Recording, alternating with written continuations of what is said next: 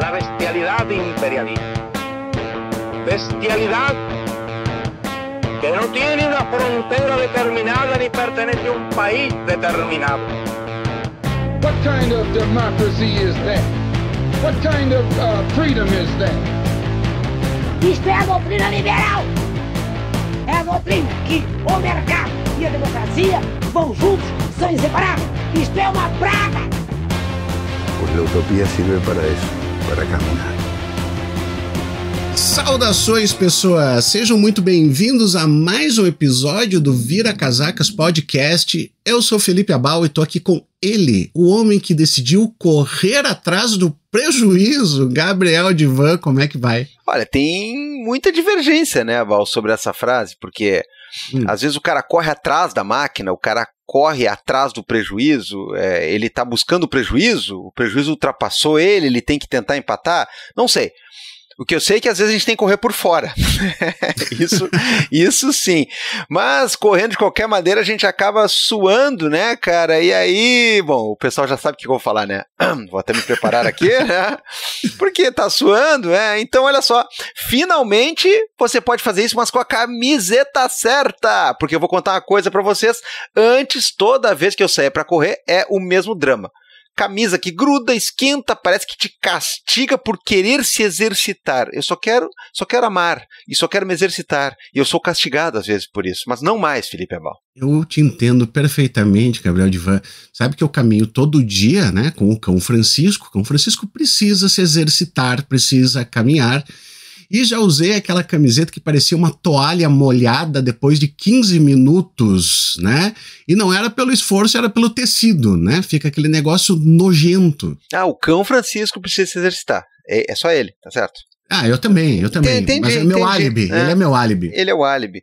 Bom, eu não sei se pro Francisco já, né? Talvez não, né? Mas pra você, pro senhor e pra você que está me ouvindo, já acabou o sofrimento em relação a isso, porque é o seguinte, ó, vai com o pai. Eu tô usando a camisa T-shirt Sporty.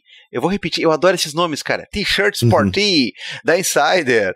Ela foi feita pra quem se mexe, meu velho. Leve, ela é respirável, ela não esquenta, evapora o suor rápido, tecnologia o negócio, e tem aquela proteção UV 50+, cara. Eu adoro camisas que tem proteção, cada vez mais a gente tem que usar, infelizmente, e esse tipo de coisa, velho, parece mágica. Ah, não é, né, cara? É o que tu falou, é tecnologia, Gabriel Divan, que tu diz assim, ó, é só isso aí, não. O tecido, ele é antimicrobiano, anti-odor, ajuda a manter a temperatura do corpo, é performance, cara, sem aquele drama do algodão pesado ou aquela camiseta de nylon que fica fervendo quando tu vai no sol. O cara quer fazer uma proteção ali e acaba assando, né, velho? Não dá. Ó, seguinte, nesse mês do cliente, os descontos do site da Insider, somados com o nosso cupom, eles podem chegar até 50% off, velho. 50%. Porque somar, Gabriel Divan, é somar, tá? Dá pra usar agora no mês do cliente. Não perde tempo, entra no site da Insider pelo nosso link, tá aqui embaixo, porque o cupom já vai ser aplicado automaticamente no carrinho.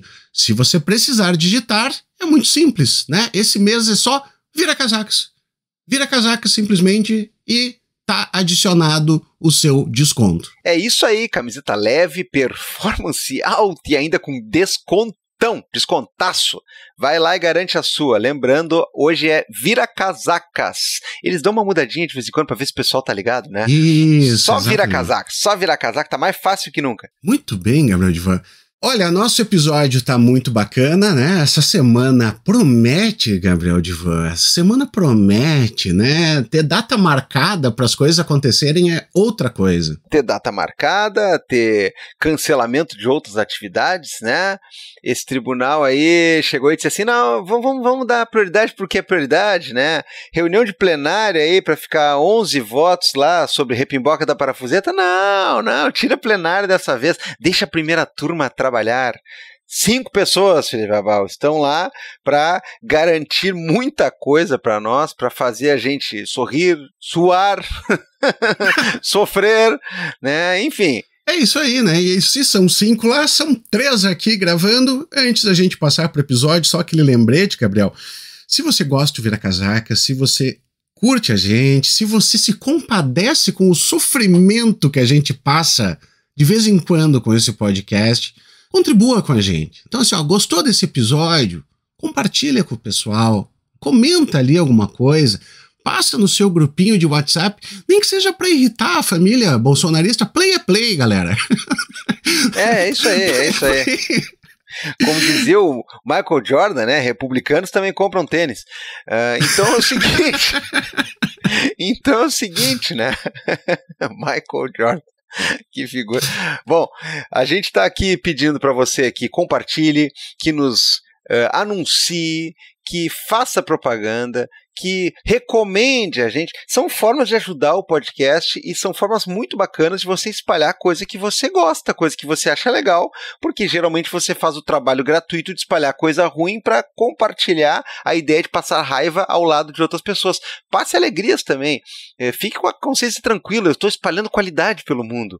Então nos compartilhe. Agora, dá para ajudar o Vira Casacas também de uma maneira mais substancial, de 3 formas. Rapidamente, Felipe Abal. Tão fácil quanto é ajudar, é o senhor que vai dizer agora como faz. Você pode entrar lá no apoia.se/viracasacas ou na orelo.cc e daí você se compromete lá, assim, coloca lá o cartão de crédito e diz, vou mandar pros guri R$5 por mês, 5 pilinha por mês. A gente não pede mais do que isso aí. Se você quiser, você pode editar, você pode botar um número bacana, bota o seu número da sorte, né? Faz o que você achar melhor. Ou também você pode mandar pra gente um Pix recorrente, né? A gente sempre reforça isso aí. Não precisa mandar R$100 agora. Manda 5 pilinha por mês recorrente ali no viracasacaspodcast@gmail.com, que tá ótimo, né? A gente precisa de constância, que é para poder pagar as contas, né? Que as contas vêm todo mês. Constância é uma grande palavra. Então, constantemente aí, mensalmente, R$5 no Pix. O Pix é nosso, o Pix é do Brasil, né? E aí você colabora com o Vira Casacas. Bom, precisamos saber muita coisa aí, porque logo em breve o julgamento tá começando, hein? Então, olho no lance, hein? Vamos de play, que o nosso convidado aí tá cheio de opiniões aí, sempre muito embasadas. Bora! Gabriel Divan, sempre saudoso, sempre presente, sempre amoroso, sempre simpático, sempre atraente, como são os porto-alegrenses. É uma honra muito grande, uma satisfação imensa estar aqui contigo, Gabriel. Olha, eu recebo com muita empolgação, né, de muito bom grado, a maioria desses elogios, mas o primeiro deles ali eu não gostei muito, sempre saudoso, porque né? Eu ouvi uma expressão esses dias dos jovens que eu adorei, né, o jovem geralmente é um equívoco, né, mas às vezes o jovem acerta, e aí eu ouvi um cara dizendo assim, não, porque o outro teve uns problemas lá, quase foi de camisa, né. E eu fiquei, como assim foi de camisa, né? Porque tem aquele foi de arrasta, foi de comes e bebes, foi... Não, aí depois eu fui entender que era assim, ó, foi de camisa saudade. Que daí é aquelas camisas assim, que tem a imagem do cara numas nuvens, que saudade e tal. Saudade eterna. Saudade eterna, não sei o quê. O fulano foi de camisa. Então eu não sou saudoso, cara, porque eu tô toda semana aqui contigo, cara. Porra, que é isso, cara? Agora, atraente, não sei, como todo porto-alegrense tem divergências, mas enfim, estamos aí, né? Estamos aí pra falar, né, dessa brincadeira que o Felipe começou fazendo, porque... Tá, né, a gente se rendeu, só existe um assunto, né, porque às vezes a gente sempre fala, né, eu e o Felipe, a gente não faz hard news, né, esses dias me perguntaram no Blue Sky lá, como é que fica a questão não sei o que dos Estados Unidos, não sei o que, eu falei, pergunta pra Raquel Krahenbuhl, né, não é pra mim, né, tipo assim, agora, a gente não faz hard news, né, pessoal, a gente não quer estar ao vivo em cima do lance, mas às vezes é uma questão de a gente ter um timing perfeito para poder falar de uma coisa que começou a acontecer semana passada, vai seguir acontecendo agora um pouquinho mais tarde, aí você tá dando esse play no episódio na madrugada, né, de terça-feira, e aí você vai certamente já entrar na onda, já entrar no clima, porque tem coisa muito importante acontecendo numa das turmas do STF. Felipe falou em STF, falou em direito, falou em mundo jurídico, falou em julgamentos, não é uma parte, não, ao contrário, a gente lembra, entre outras coisas, de um dos grandes juristas que o nosso Brasil tem, que há muito tempo não aparecia aqui, É verdade, apareceu em Globo News, apareceu em vários lugares e no Vira Casaques não estava aparecendo. Pois é, mas agora tá aí. Tá aí, então, nada poderia ser mais oportuno, a tempestade perfeita, o momento que esse Vira está saindo, o momento de recomeçar uma das fases mais quentes do julgamento da tentativa de golpe em Brasília, é a volta dele, senhoras e senhores, Guilherme Madeira, no Vira Casacas. Salve, salve, galera, muito obrigado aqui pelo convite, é sempre um prazer estar aqui. Vira que é palco de tanta gente ilustre, tanta gente bacana e, às vezes, gente de menos importância, menor gabarito, como é o meu caso. Mas é isso, eu posso não ser bom, mas eu estou ao lado de gente muito boa e estou muito feliz de estar aqui para a gente debater um pouco sobre o que foi o julgamento até agora, o que a gente pode vir a ter, perspectivas da Corte Interamericana de Direitos Humanos também, que eu acho que vale a pena falar, que o pessoal quer levar essas discussões para a corte. Então, enfim, bora lá, galera. Bom, o Madeira não aparece aqui há muito tempo, mas assim, Madeira é um cara conhecido, né? O cara que tá no mainstream aí, né? O Felipe lembrou, anda na Globo, anda pra tudo que é lado, né? É visto em vários lugares aí, e, enfim, é importante, né? A gente deixar isso claro, mas é importante também para algum desavisado aí, Madeira, alguma desavisada, alguém que tem mau gosto, alguém que não sabe aí da tua caminhada, da tua trajetória, né? Alguém que precisa passar a acompanhar pessoas melhores aí. Então a gente pede que você se apresente. E, Felipe, eu acho que a gente tem que respeitar um pouco o Madeira, se ele não quiser falar de certas coisas, porque ele passou por um momento difícil, não sei se tu sabe, né? Nos últimos tempos aí, ele e o Flávio, eles decidiram se casar, aí depois eles decidiram abrir o relacionamento, e aí depois eles decidiram se separar. Foi tudo muito rápido, foi coisa de celebridade, sabe? Foi um negócio de celebridades, assim, né? Aquelas coisas que casa com 442 quartos num castelo, que daí no outro dia separa. Mas, pois é, né? Então o Madeira vai explicar um pouco aí, pra quem não tá por dentro de acompanhar quem manda bem, né? De onde é que ele veio, pra onde é que ele vai, né? Que horas ele começou a correr, né? E tudo mais. Bom, eu sou professor de Direito Processual Penal da USP, sou professor de Direito Processual Penal do Mackenzie também, sou juiz de Direito aqui em São Paulo, sou autor de alguns livros, tenho um podcast que é o Saindo da Caverna, junto com Flávio Martins. Temos agora um curso, eu, Patrícia Vanzolini e Gustavo Junqueira, que é o VMJ Educação também. Então, e sou maratonista amador, né? Eu acho que essa talvez seja de tudo o mais difícil ser maratonista amador. Então, é isso. Trabalhei no seriado Friends também, né? Alguns dizem que eu fui do Friends, mas isso foi numa outra vida. E tem um tema difícil também aqui, que eu tenho alguma divergência com o Felipe. Dois temas, né? Eu acho que dois temas que são...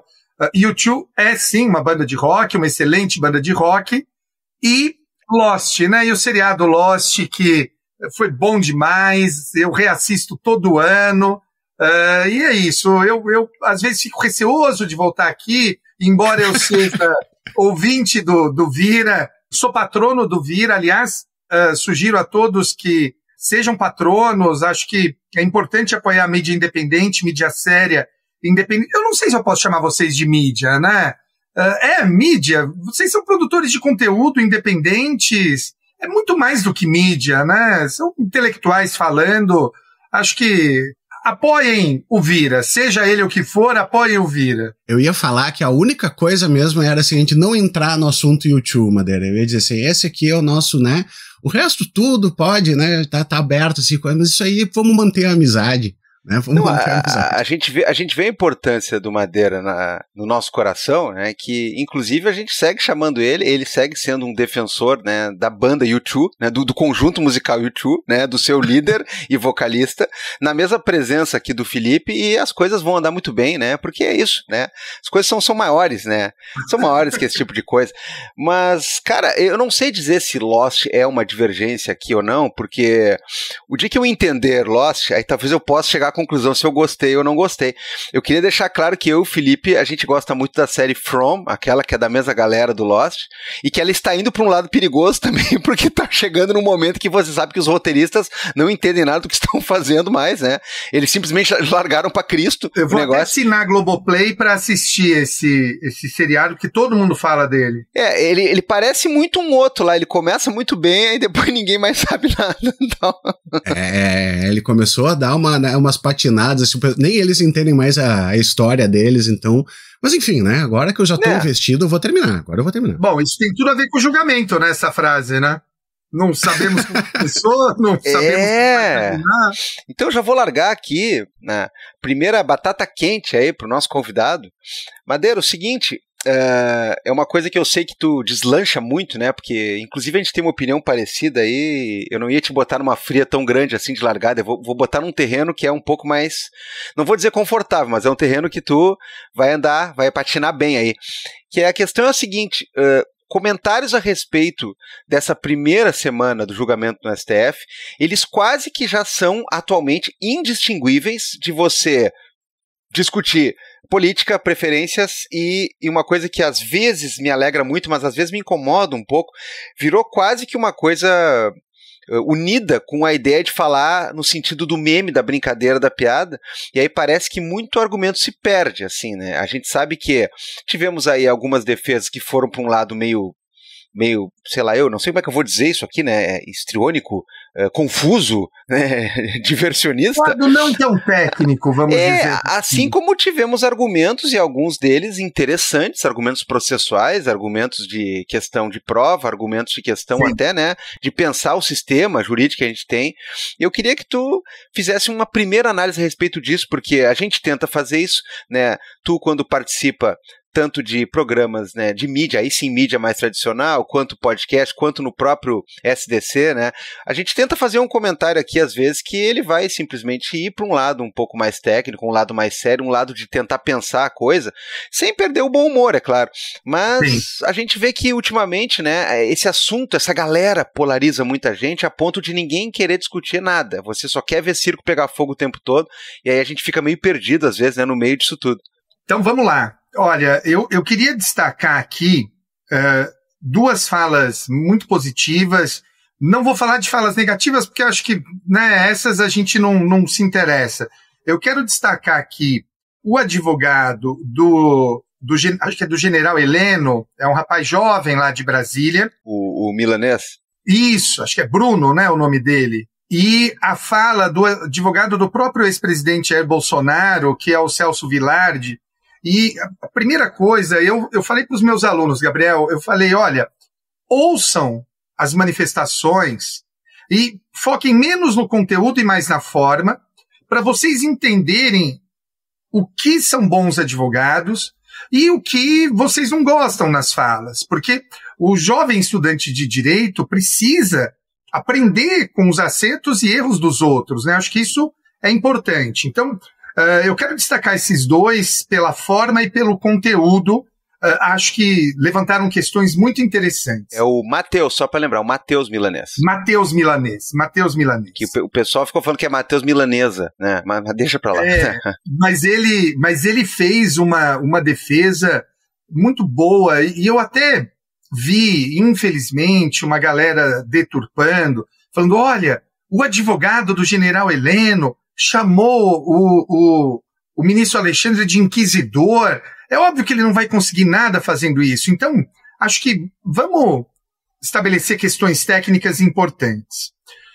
Primeiro as questões processuais, depois as questões de fundo. Questões processuais, eles alegam violação da ampla defesa por conta do acesso ao material, né, que foi por pouco tempo. Alegam violação do sistema acusatório por conta dessas questões relativas às perguntas feitas pelo ministro Alexandre. Tem as questões de competência, né? E acho que questões processuais eu vou discutir essas três. Vou começar com a questão da competência, que é mais simples. Eu aqui talvez seja vencido, Divan, eu não lembro da sua posição. Eu acho que deveria estar no primeiro grau. Acho que essas mudanças de competência nunca podem retroagir. Eu acho que elas têm que ser sempre para o futuro. Então eu acho que deveria estar no primeiro grau, mas não estando no primeiro grau, como fundamento era que o Bolsonaro era presidente quando cometeu o crime, deveria estar no plenário, né, e não na primeira turma. Nesse ponto, eu dou razão a ambos os advogados, mas o Supremo já decidiu isso, não vai mudar de posição agora, não faz sentido essa mudança de posição. Primeira coisa. Segunda coisa, a violação do sistema acusatório pelo fato do ministro Alexandre ter feito até mais perguntas do que a defesa. Então, veja, essa é a hora que o advogado do general Heleno chama o ministro Alexandre de inquisidor. Inquisidor não tem o sentido pejorativo que para o leigo tem. Na verdade, o que ele diz, olha, Vossa Excelência está usando o sistema inquisitivo em que Vossa Excelência é protagonista da prova, e não o sistema acusatório em que Vossa Excelência tem que ficar de maneira passiva, talvez, observando a prova ser colhida. Até ele apresenta o dado de quantas perguntas o ministro Alexandre fez a mais do que o Ministério Público.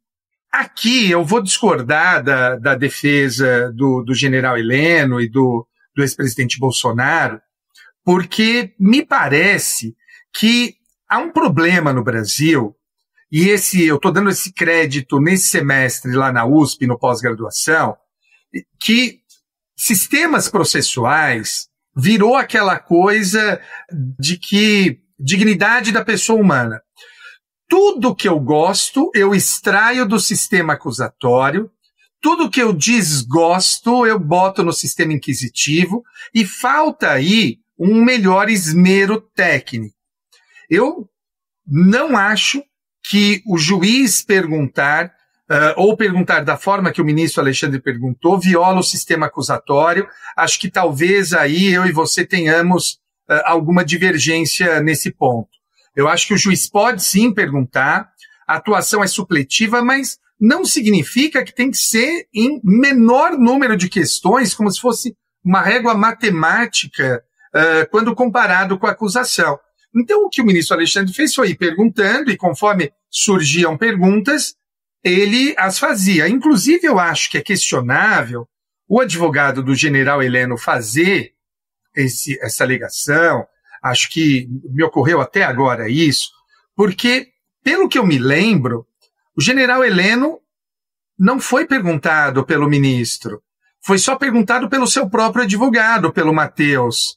Então, acho difícil também você alegar a violação do sistema acusatório relativo a outro acusado. Posso estar errado nessa matéria de fato, mas, salvo engano, o general Heleno respondeu perguntas só do advogado dele e não do ministro Alexandre. Quanto à terceira questão, essa é uma questão delicada, né? Alegar a questão do pouco tempo para análise do material que foi disponibilizado. Aqui é o seguinte, na minha tese de doutorado, que eu apanho porque as pessoas leem o título, mas não leem a tese, e é uma tese curta, a minha tese se chama Flexibilização do Processo Penal. Quando eu falo isso, as pessoas já acham que flexibilizar é cortar direitos. E eu falo que não. E aí vem a má compreensão dos sistemas processuais. O sistema inquisitivo era cheio de regras. Tinha regras. Até para torturar tinha regras. Tava as regras claras lá. O fato de observar as regras não quer dizer que você tem um sistema justo. Eu sustento, e eu dou esse exemplo na minha tese, que a depender da quantidade de provas, pode ser ampliado o prazo dos memoriais ou o prazo da resposta à acusação. Mas é preciso também deixar claro uma coisa que está se perdendo no debate. Eu até tenho falado isso nos veículos que vou. Uma coisa é a gente achar que isso está sendo feito só para os bolsonaristas. E não é verdade. Não é verdade. O Supremo está mantendo a sua tradição jurisprudencial. Uma ou outra coisa o Supremo falou a mais, foi além. E vou dar um exemplo aqui. Eu estava conversando em sala, na graduação, e um aluno falou, professor, o senhor acha justo prender todo mundo que estava lá nos acampamentos? Eu falei, olha, eu não acho. Mas sabe quem acha justo? Quem sempre achou? O pessoal da direita. Quando prendiam o pessoal que estava fumando maconha e prendiam todo mundo na roda. E levavam todo mundo. Ou quando um garoto furta alguma coisa, levam todo mundo que está com esse garoto na roda. Isso é a nossa jurisprudência. Eu falei, eu fico feliz que você esteja mudando de opinião e vendo o que é o processo penal de verdade. Eu acho que esse evento do 8 de janeiro, esses processos, eu espero que eles sirvam para as pessoas entenderem o que é o processo penal da vida real. É isso. São as pessoas sendo condenadas dessa forma.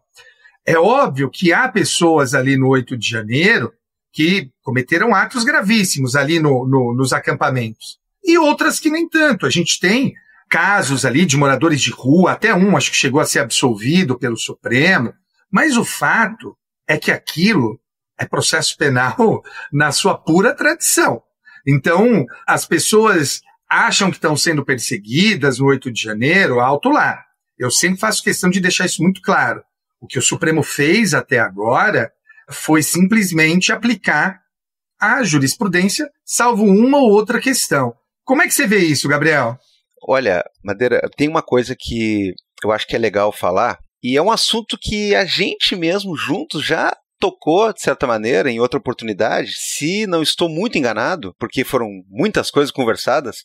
Se o ouvinte quiser ir lá no aparte número 74, eu fiz uma série, foram 2 apartes, onde eu comentei as questões relativas à imputação desta galera aí, né, da tentativa de golpe, quando a gente não tinha ainda nem julgamento previsto nem nada, nos apartes 73, 74, e no 74, a parte 2, contou com o elenco do Saindo da Caverna, né, do SDC, Madeira e Flavião chegaram junto pra gente comentar. E aí eu me lembro que, e naquele momento também, vocês tinham gravado um programa onde vocês falaram dessa questão da competência, porque o Supremo, ele tinha já determinado há um bom tempo uma reviravolta naquela questão da orientação de 2018.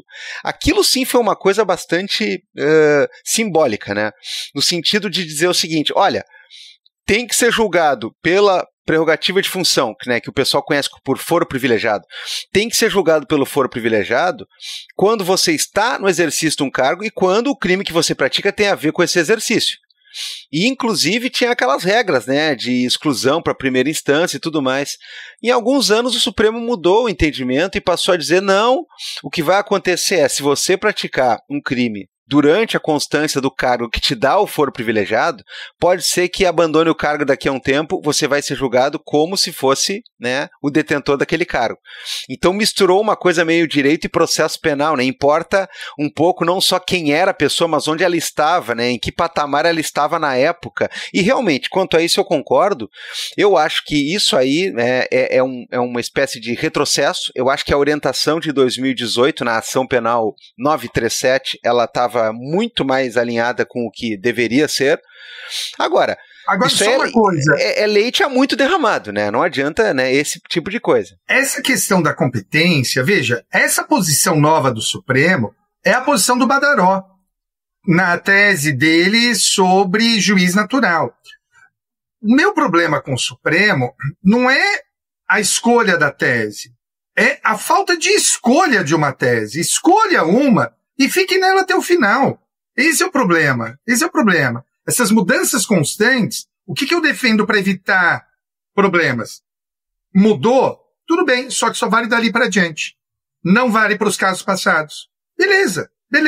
Evita esse tipo de coisa. Pois é, aí que tá. Aí tem uma coisa nesse julgamento que fica claro, né? Depois eu quero comentar um pouquinho mais, né, sobre a atuação do advogado do Heleno, porque no próprio dia eu me manifestei dizendo que gostei muito, né, tecnicamente do que o advogado utilizou de argumentos, e isso não significa concordar com ele, nem gostar do réu, nem nada do tipo, né? A gente sempre deixa isso claro. Mas a questão quanto a esse ponto, me parece que a última coisa que restou é alguns próprios advogados fazerem proselitismo político. porque vão seguir insistindo naquela tese, aliás, tese que o próprio Bolsonaro arregou, né, e abandonou, quer dizer assim, eu não respeito esse homem, Alexandre de Moraes, eu não cumpro o que esse cara manda. Isso aí ajudou a levar ele pro buraco. E ele próprio, eu acho que eles deveriam, talvez, né, tanto advogados ou militantes que querem ir para essa linha, deveriam se espelhar, né, talvez no seu grande cacique, aí, no seu grande líder, porque o Bolsonaro, ao falar com o Alexandre, ficou bem pianinho, né, no depoimento, e começou a ir para uma outra linha, queria brincar, queria mostrar, e aí tem toda aquela história de dizer, né, que baita inquisidor, que baita ditadura é essa, que primeiro todo mundo fica falando o tempo todo, e segundo, todo mundo fica rindo em julgamento. Mas a questão é, sobrou muito pouco para essa galera. É por isso que eu acho que em alguns momentos, alguns argumentos diferenciados, a gente pode pensar e destacar porque eles realmente são excepcionais. Muitas vezes vai ficar com essa linha, né? Com esse raciocínio de não era para estar no Supremo, amigo, né? Já passou esse trem, sabe? Está no Supremo, se você está sendo julgado já. Fica uma coisa meio delusional, né? E assim, vamos lembrar que haviam muitos argumentos para se criticar a atuação, por exemplo, do Sérgio Moro, na época de uma condenação do Lula que acabou anulada. Mas certamente ficar falando do caráter dele, ou da boca dele, ou coisa parecida, não era exatamente um argumento, né? Não era exatamente um argumento. Mas, Felipe, quem não é da área do processo penal, né? Quem não está embriagado, né, com essa discussão tão interessante aí, mas que infelizmente, lamentavelmente, gostaria de lembrá-lo, o senhor é jurista, né? O senhor é adeva, né? Já estive em situação de advocacia, né? Mas agora é só nos livrinhos e coisas. Criança em situação de advocacia. Isso aí, né? Então, mas é claro, né? Hoje eu tô aqui muito mais para ouvir vocês, porque vocês é que sabem de processo penal. É uma coisa que desde a graduação eu não gostava, porque nunca entrou na minha cabeça, né, as regras de processo penal.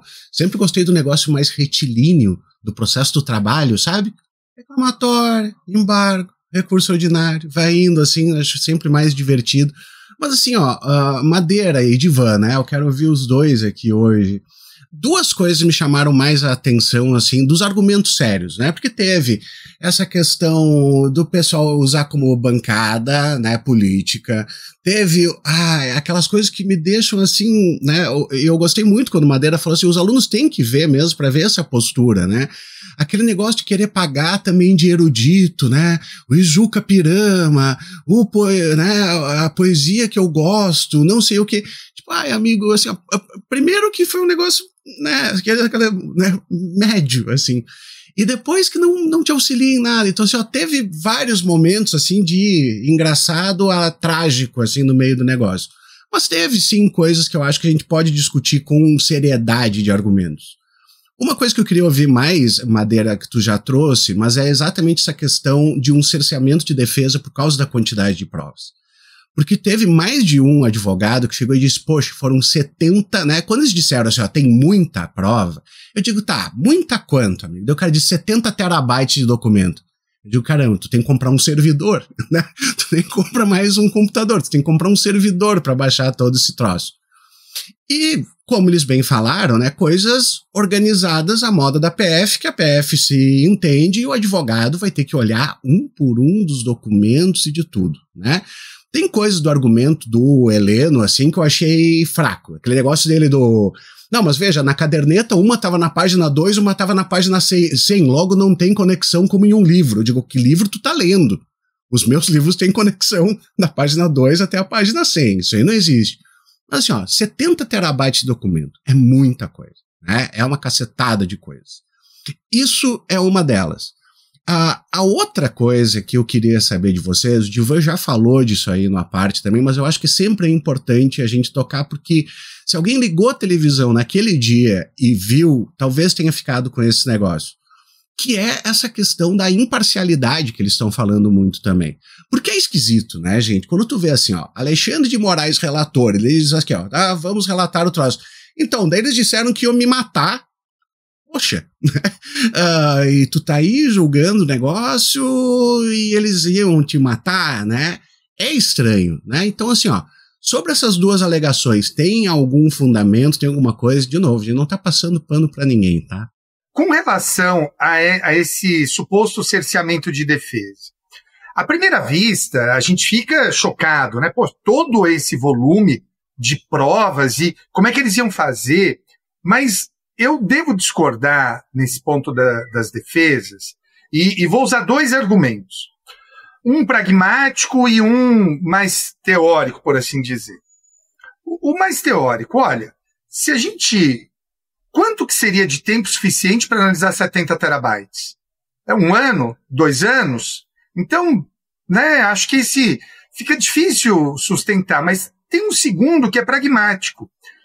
As alegações finais dos réus, né, que a imprensa noticiou, tinha alegações finais de 600 páginas, de 900 páginas. Então, que ampla defesa é essa que foi violada e que permitiu a apresentação de uma alegação final tão grande quanto essa? Então, acho que esse primeiro ponto eu não me seduzo. Com relação ao segundo, a questão da imparcialidade, eu quero que o nosso ouvinte que não seja do direito preste muita atenção nisso, porque também num primeiro momento a gente fica, pô, mas o cara é vítima e está julgando. Meu irmão veio me perguntar isso. Uhum. Eu falei, Du, deixa eu te explicar uma coisa. Ele não é vítima. Como não? Falaram que ia matá-lo? Foi o exemplo, o trecho que o Abal falou agora. Eu falei, então, Du, se ele fosse vítima, o crime seria de tentativa de homicídio. Ele não é vítima. O crime é de abolição do Estado democrático. Então, se ele fosse vítima mesmo, eles estariam sendo processados por tentativa de homicídio. E não houve uma tentativa de homicídio. Aquilo não chegou à tentativa de homicídio, mas chegou a crime consumado de atentado ao Estado democrático de direito. Então, além disso, é a mesma questão do caso Daniel Silveira. Ele ofendeu todos os ministros do Supremo. Ele alegou que, olha, eu não posso ser julgado aí porque vocês são vítimas. Não. O Constituinte jamais imaginou que ia acontecer uma situação dessa, de pessoas pensando em matar ministros do Supremo, ou um atentado contra todos os ministros do Supremo. A rigor, Abal, todos nós somos vítimas desse crime de atentado à democracia. Então, quem que ia julgar? Ia mandar para a Suprema Corte Americana? Como é que faria isso? Não brinca que eles vão querer. Agora, tem uma coisa que realmente é um conceito que foi desenvolvido na Corte Europeia e a Corte Interamericana segue, que se chama imparcialidade objetiva. Né? Tem imparcialidade objetiva, imparcialidade subjetiva. E qual que é a ideia dessa imparcialidade objetiva? Não basta o magistrado ser imparcial. Ele tem que ser capaz de dar mostras da sua imparcialidade. A Corte Interamericana de Direitos Humanos segue essa tese. Quem nunca seguiu essa tese? O STF e o STJ. Então, eles nunca seguiram, não é de agora, é desde sempre. Nunca colheram essa tese. Então, de novo, né, são bons argumentos, principalmente esse da imparcialidade objetiva, mas que nunca encontrou eco na jurisprudência do Supremo.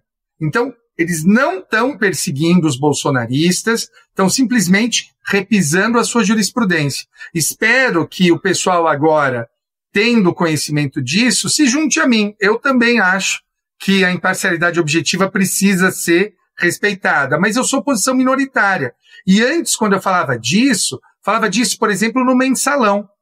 O pessoal vinha me xingar, me chamando de petista, de comunista, de garantista. E agora essas pessoas estão do meu lado. Eu espero que elas continuem tendo a mesma posição após o término do julgamento. E você, Divan? Me xingou e agora tá citando Ferraioli, né, seu safado? É isso aí, né? Queria lembrar que na semana que passou, inclusive conheci pessoalmente, apertei a mão, troquei olhares, entreguei um presente para Luiz Ferraioli, a quem nunca critiquei, né? Que fique claro isso, né? Mas a questão é,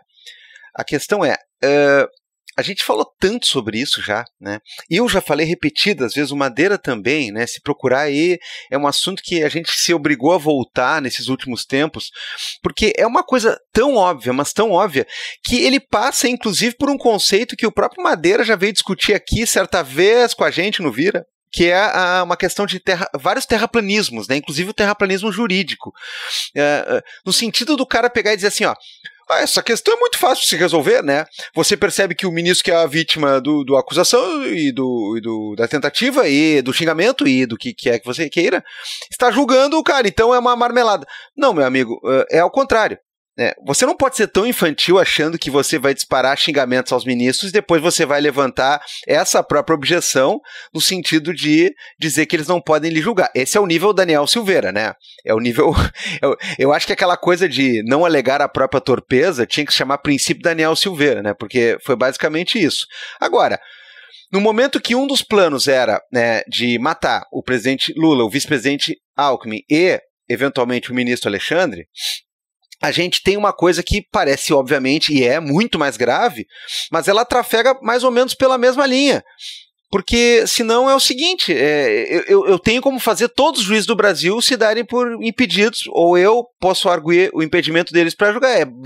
Eu começo a mandar desaforos via rede social, eu encontro o cara na fila do buffet e puxo briga, eu vou lá e tento armar uma confusão, ou dou uns tiros, vai saber, né? Dependendo da disponibilidade e do equipamento. Então, assim, esse tipo de coisa não rola. Claro que talvez, né, para você que está nos ouvindo que não é do direito, pro irmão do Madeira, para essa galera toda, talvez tenha um ponto de contato que não dá para negar que ele tem uma certa lógica, né? Ele tem uma certa lógica. Mas, por exemplo, eu sempre menciono que no caso do Daniel Silveira, a Procuradoria foi extremamente engenhosa, porque imputaram nele não um crime de contra a honra, sei lá, do Fachin, ou contra ameaça contra o outro ministro, não. Imputaram ele, né, aquele crime de você estar tentando condicionar julgamento a partir de falar ou pressionar de alguma maneira esse tipo de coisa. Você está atrapalhando a própria administração da justiça e a condução dos processos. Coação no curso do processo? Isso, coação no curso do processo, é o nome técnico. Parece que tem duas pessoas que estão nos Estados Unidos também respondendo por esse crime, né? Tem gente que tá por lá, né? Os caras vai e fica, né? Tem duas coisas que eu queria na vida. Eu queria ir para os Estados Unidos não trabalhar e ganhar salário, ou eu queria ser aposentado compulsoriamente. Mas no momento não tem como. No momento eu tô trabalhando, né? E tô ganhando pelo que eu trabalho efetivamente.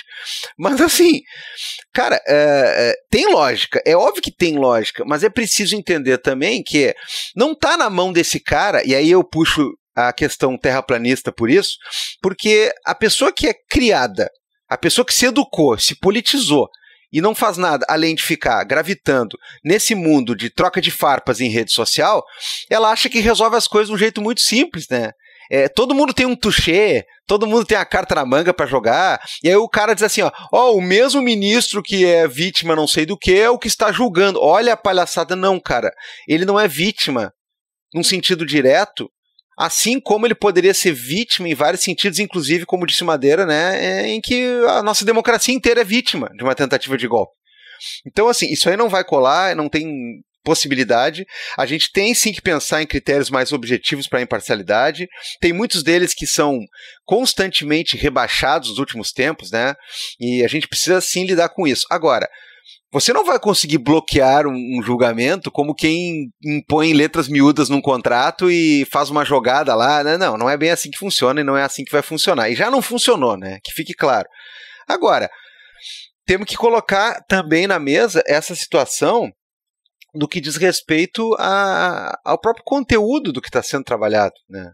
A própria ideia de que ainda tem gente querendo forçar a barra, né? Esses dias, né, aconteceu de novo.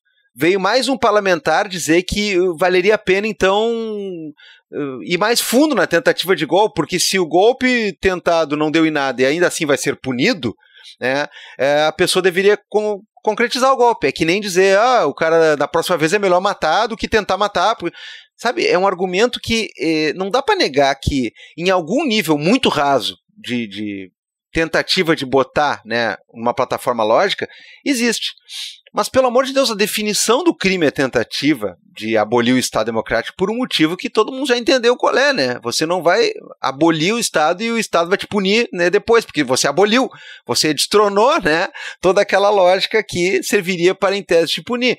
Mas não, o cara pega, abre um microfone e espalha aos 4 ventos de que da próxima vez o bom é matar gente, é dar golpe, é fazer tudo isso, porque se ele vai ser punido igual, né? Então, assim, e quem fala isso, né, são figuras públicas, não é exatamente um Zezinho do perfil não sei o quê.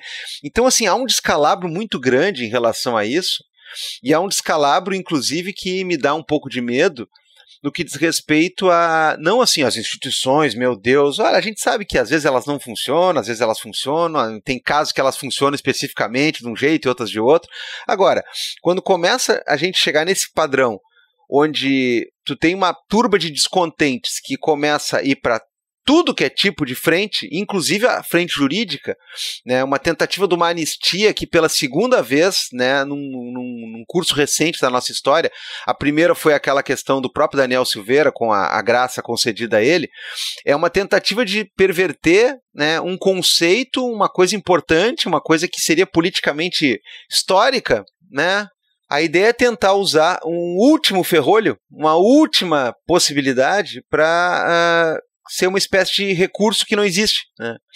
Vamos até o final e se não der a gente tenta uma outra coisa e se não der a gente tenta para uma corte, né, de direitos humanos, que sempre foi uma coisa desprezada por essa galera, e se não der a gente segue fazendo pressão na rua, e se não der a gente segue na Câmara dos Deputados fazendo piquete, e se não der, ou seja, né, esse é o tipo de coisa que me atormenta muito mais do que uma eventual questão no que diz respeito a fatores que digam para com a ampla defesa, por exemplo. E é claro, concordo com o Madeira aqui, poderia se modular, né, só para finalizar de vez essa parte, né, poderia se modular o tempo de uso dos prazos de acordo com a complexidade dos casos, né, eles próprios, eu não tenho dúvida disso.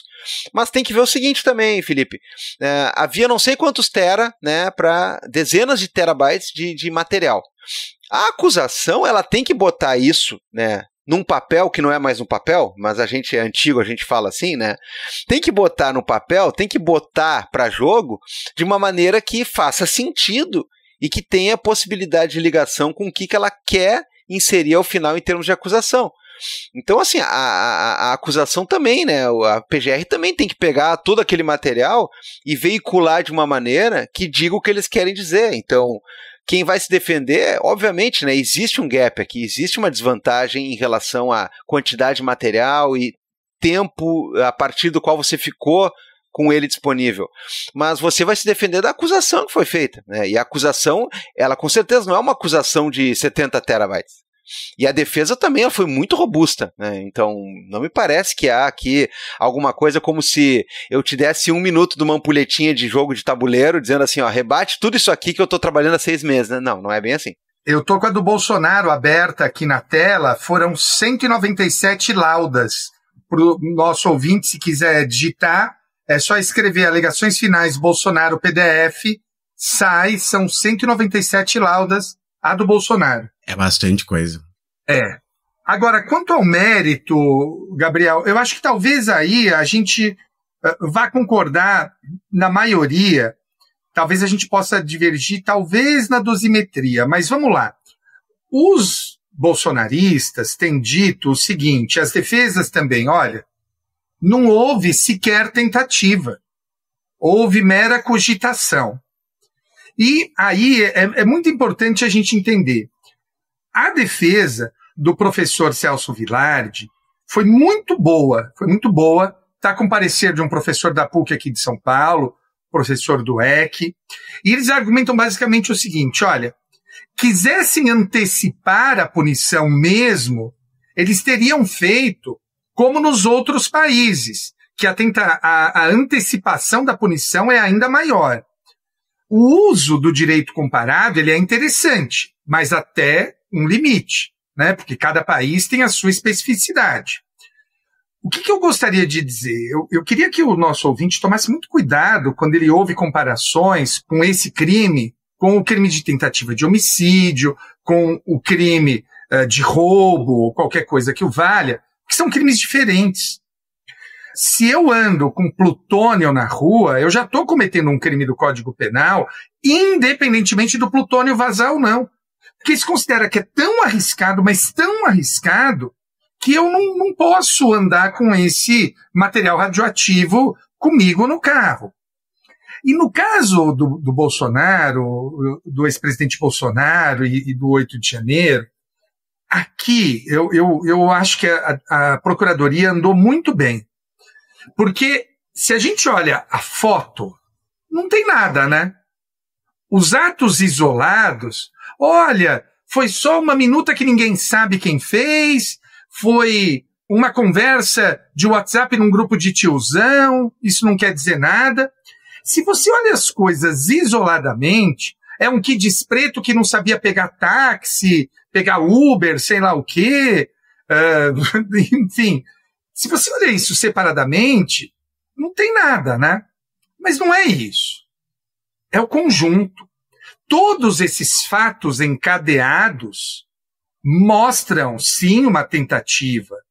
Se você chega na sua casa, e eu vou tentar usar uma comparação para entenderem o que eu quero dizer.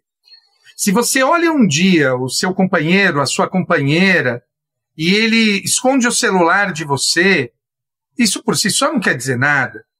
Se o seu companheiro, a sua companheira, está frio e distante de você, isso também não quer dizer nada.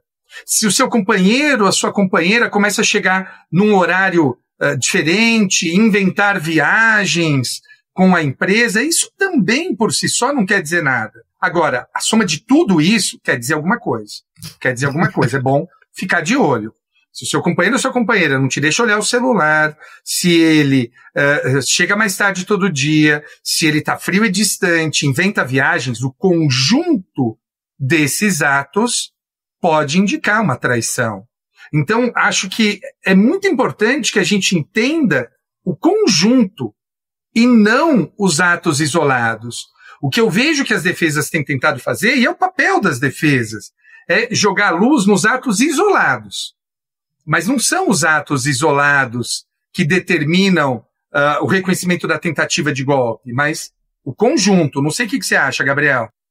Olha, essa é outra coisa sobre a qual já manifestei bastante, porque, pelo amor de Deus, sim, cara. Sim, é evidente que há toda uma orquestração para uma tentativa de golpe, da qual, inclusive, e se tenta muito separar as coisas, pobres velhinhas e tudo mais, inclusive há uma tripa, uma franja que recai justamente naquela galera que conseguiu entrar em prédios, fazer quebradeira, fazer um monte de bagunça, e se tivesse um apoio institucional, por exemplo, de alguns grupos como Forças Armadas, Impes e tudo mais, teria feito daquilo uma ocupação muito maior. E se tivesse um pouquinho mais, eu vou botar algumas coisas a mais nesse relacionamento aí, né, que o Madeira está descrevendo hipoteticamente, se tivesse um pouco mais no sentido de boa vontade ou má vontade de uma que outra arma da República para encampar de uma maneira nem muito maior, mas meio maior aquilo tudo, a gente já teria a instalação de um golpe de Estado. Então, cara, assim, ó, é um plano e é uma coisa que é absolutamente evidenciada. Absolutamente evidenciada. Aí eu volto naquela questão que eu queria falar. Por isso que eu achei bastante destacado, né? Só se falou do rapaz no julgamento primeiro lá, que dizia respeito ao recebimento das denúncias, só se falou da piadinha, que ele estava com fome, que não sei o quê, e tudo mais, e o cara quer lanchar, e tudo. Claro, a internet hoje em dia não perdoa nada, mas eu vou dizer uma coisa bem interessante, né?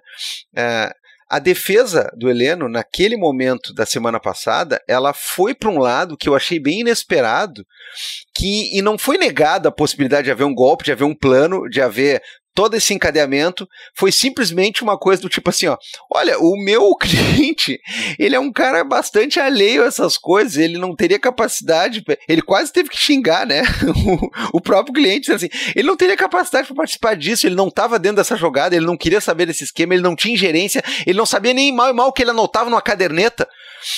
Então a linha de raciocínio ali foi interessante, porque o cara pegou e disse assim, ó, sabe esse golpe aí que vocês estão desenhando tudo? Aham, ele existe. Só esse cara aqui eu vou mostrar por A, B, C e D que eventualmente ele estava fora, ou ele não tinha condições de estar dentro. O que é outra coisa também, que é interessante, que a gente tem que lembrar, né? E isso quem se manifestou esses tempos foi o Salo de Carvalho, né? Outro grande professor, né? Advogado criminalista também, já com muita experiência, que disse assim, ó, quando as defesas de vários réus começam a divergir entre si para jogar cada vez mais para lá de lá a culpa, o resultado tende a ser que todo mundo entre pelo cano. Mas numa questão como essa, me parece que eu não sei se eu teria outra coisa para falar também. Porque eu acho que o que ele notou foi algo do tipo assim, chega, não adianta eu ficar aqui na frente desses caras tentando dizer que não houve golpe, que não houve nada, porque os outros foram nessa linha. Os outros ficaram dando murro na ponta da faca, talvez alguns para ir para um lado supostamente mais técnico, outros para fazer o gritedo, né, possível, né, e misturado com uma série de outras coisas. O cara que falou do como é que é? Jacuzzi, né? Apareceu tudo, né? Meu Deus. Não. Assim, aí que tá. Eu vou passar pro Felipe falar. Eu vou passar pro Felipe falar dessa. Mas eu queria dizer justamente isso. Uma das linhas ali possíveis é o seguinte: olha, eu vou mostrar que o meu cliente aqui, ele não tinha tanta ingerência, ele não tinha tanta sabedoria, ele não tinha tanta possibilidade de estar na cabeça, no núcleo de um golpe. Ou quiçá não tinha nenhuma. E aí tu bota fogo no julgamento, porque a ideia de muitos lá era chegar e dizer que não havia nada. E aí, pelo amor de Deus, né? O exemplo que o Madeira trouxe aí, ele é por demais didático, né? Tem muita coisa junta pelas mesmas pessoas, pelos mesmos encadeamentos, pessoas que seguem ordens e que estão dentro do mesmo plano e que se comunicam e que se falaram coisas e que trocaram mensagens, todas no mesmo sentido. Aí você vai dizer não, na verdade não, né? Não tinha nada a ver, né? Você montou um móvel pela metade, ó, porta, aqui vai uma porta, não sei, tem uma porta ali que veio com a entrega, né? Mas eu não sei se essa porta vai ali no lugar onde é pra ir a porta, né? Meu trabalho é montar só a gaveta e pelo amor de Deus, né? Mas caso Dreyfus, Felipe, né, começou o festival de maluquice, porque, né, tese jurídica faltou para alguns, né, e me parece que ali os caras já estão meio conformados, né, eles vão usar inclusive uma condenação que é certa, me parece, e que tem bastante fundamento e elemento para dizer que, na verdade, tudo já estava planejado desde o início. Então, vamos lá, né, j'accuse, esse tipo de coisa. É mais um grande caso de antissemitismo no Brasil, de uma perseguição judicial, assim, né? Eu digo, não sabia, né, que o Bolsonaro era judeu agora também. Mas, enfim, gente, eu queria, já que a gente tá no mérito aqui, uma coisa que saiu, Madeira, Divan, e eu queria ouvir vocês, e ouvindo Madeira, inclusive, daí meio que reforçou isso aqui na minha cabeça, que eu vi gente dizendo o seguinte, ó, essa fala dos advogados, né, essa questão exatamente de parece que já está meio resolvido, eles mesmos, né, parece que já estão meio entregando os pontos, assim, mas parece que eles estão preparando um recurso, né, e até quando eu ouvi agora o Madeira falando dessa questão da imparcialidade e o entendimento, então, da Corte Interamericana de Direitos Humanos, será que eles estão exatamente fazendo todas essas alegações e coisa, tanto esperando um recurso ou até alguma ação junto à CIDH? Só antes do Madeira, eu vou já colocar uma questão aqui, né? Lá na turma vão ser 5 ministros, aqui são 3 comunicadores, né? Eu acho que a gente pode fazer uma prévia aqui no sentido de talvez todo mundo concorde aqui que vai rolar condenação, sim ou não? Somos unânimes nesse quesito? Somos os 3, tá? Beleza. Então, acho que o Madeira podia, junto com a explicação, ele poderia trazer também essa questão de que eu concordo com o Felipe, porque às vezes, né, e a gente tá na frente de um juiz aqui, né, Felipe? A gente sabe, às vezes você quer que a pessoa decida de uma vez porque você vislumbra eventualmente um prognóstico melhor, né, num grau recursal, você diz, tudo bem, decide logo, que tudo que eu quero é recorrer. Aqui no caso, a gente concorda, e aí, Brasil, né, comemore, né, pelo menos em tese, a gente acha, né, que vai rolar a condenação. Agora... Comemore em tese? A gente acha, porque assim, achar em podcast é uma coisa tão horrível, né, eu me lembro daquela vez lá, junto com o Fran e o Tanguy, não sei o que eu achei que não ia ter guerra da Ucrânia, tá? E naquela semana começou um troço que dura 3 anos já. Mas enfim, achar é muito complicado, mas é o que a gente acha. Agora, tem esse detalhe, né, Madeira? Não só um recurso, Felipe, para pensar uma questão política de corte interamericana, mas um recurso dentro da própria linha do Supremo no que diz respeito aos embargos infringentes, né? Para tentar levar isso para uma discussão mais ampla, onde talvez alguns votos sejam favoráveis e onde, principalmente, pode haver mais divergência quanto, inclusive, tamanho das penas e qualidade delas, que eu acho que talvez aí que pode engrossar alguma coisa, Madeira. Bom, vamos lá. Vamos começar pelo final, que é o recurso para a Corte Interamericana, e depois falar do recurso dos embargos infringentes. Tem sim uma possibilidade na Corte, a jurisprudência da Corte é bem firme no sentido de que deve ser respeitado o duplo grau de jurisdição, e nas competências originárias normalmente não se respeita o duplo grau de jurisdição, principalmente quando está direto no Supremo. Então, se eles levarem para a Corte, isso tende a ser bem recebido lá. Só que vale um alerta que também o pessoal do Mensalão alegou isso. E até hoje a Corte não analisou. Então, assim, eles têm um ponto, que é o que a gente discutiu aqui da competência, para levar para a Corte Interamericana, mas a Corte não é exatamente expedita na análise dessas questões. Ressalvada essa questão da Corte, vamos falar dos embargos infringentes. Antes deve ter embargos de declaração, né? Mas, enfim, os embargos de declaração não suspendem o processo, nada. Então, em caso de condenação, esse pessoal desse núcleo deve ir para a cadeia, eu chutaria após o julgamento dos embargos de declaração, seria expedido mandado de prisão, em sendo condenados. Agora, quando a gente olha para os embargos infringentes, o pessoal tem olhado só direto para o regimento interno, mas tem um julgado do STF que deu os contornos dos embargos infringentes. Hoje, Divan, embargos infringentes no Supremo tem que ter 2 votos pela absolvição, ponto. Então, se tiver divergência sobre dosimetria da pena, sobre nulidade, isso não permite embargos infringentes. Jurisprudência do próprio Supremo. Então, eu vejo as pessoas elucubrando sobre possíveis votos de um ministro que seria mais favorável a um grupo. Veja, ainda que haja um voto favorável, esse voto tem que ser absolutório. E temos que ter 2 votos absolutórios para ter os embargos infringentes levando para o plenário. Então, dado como os ministros se manifestaram no recebimento da denúncia, se manifestaram nos casos anteriores, eu acho difícil que a gente tenha 2 votos favoráveis à defesa. Eu não descarto, Divan, e aí eu confesso que eu não li o processo todo, li apenas partes, então não sei de todos os réus.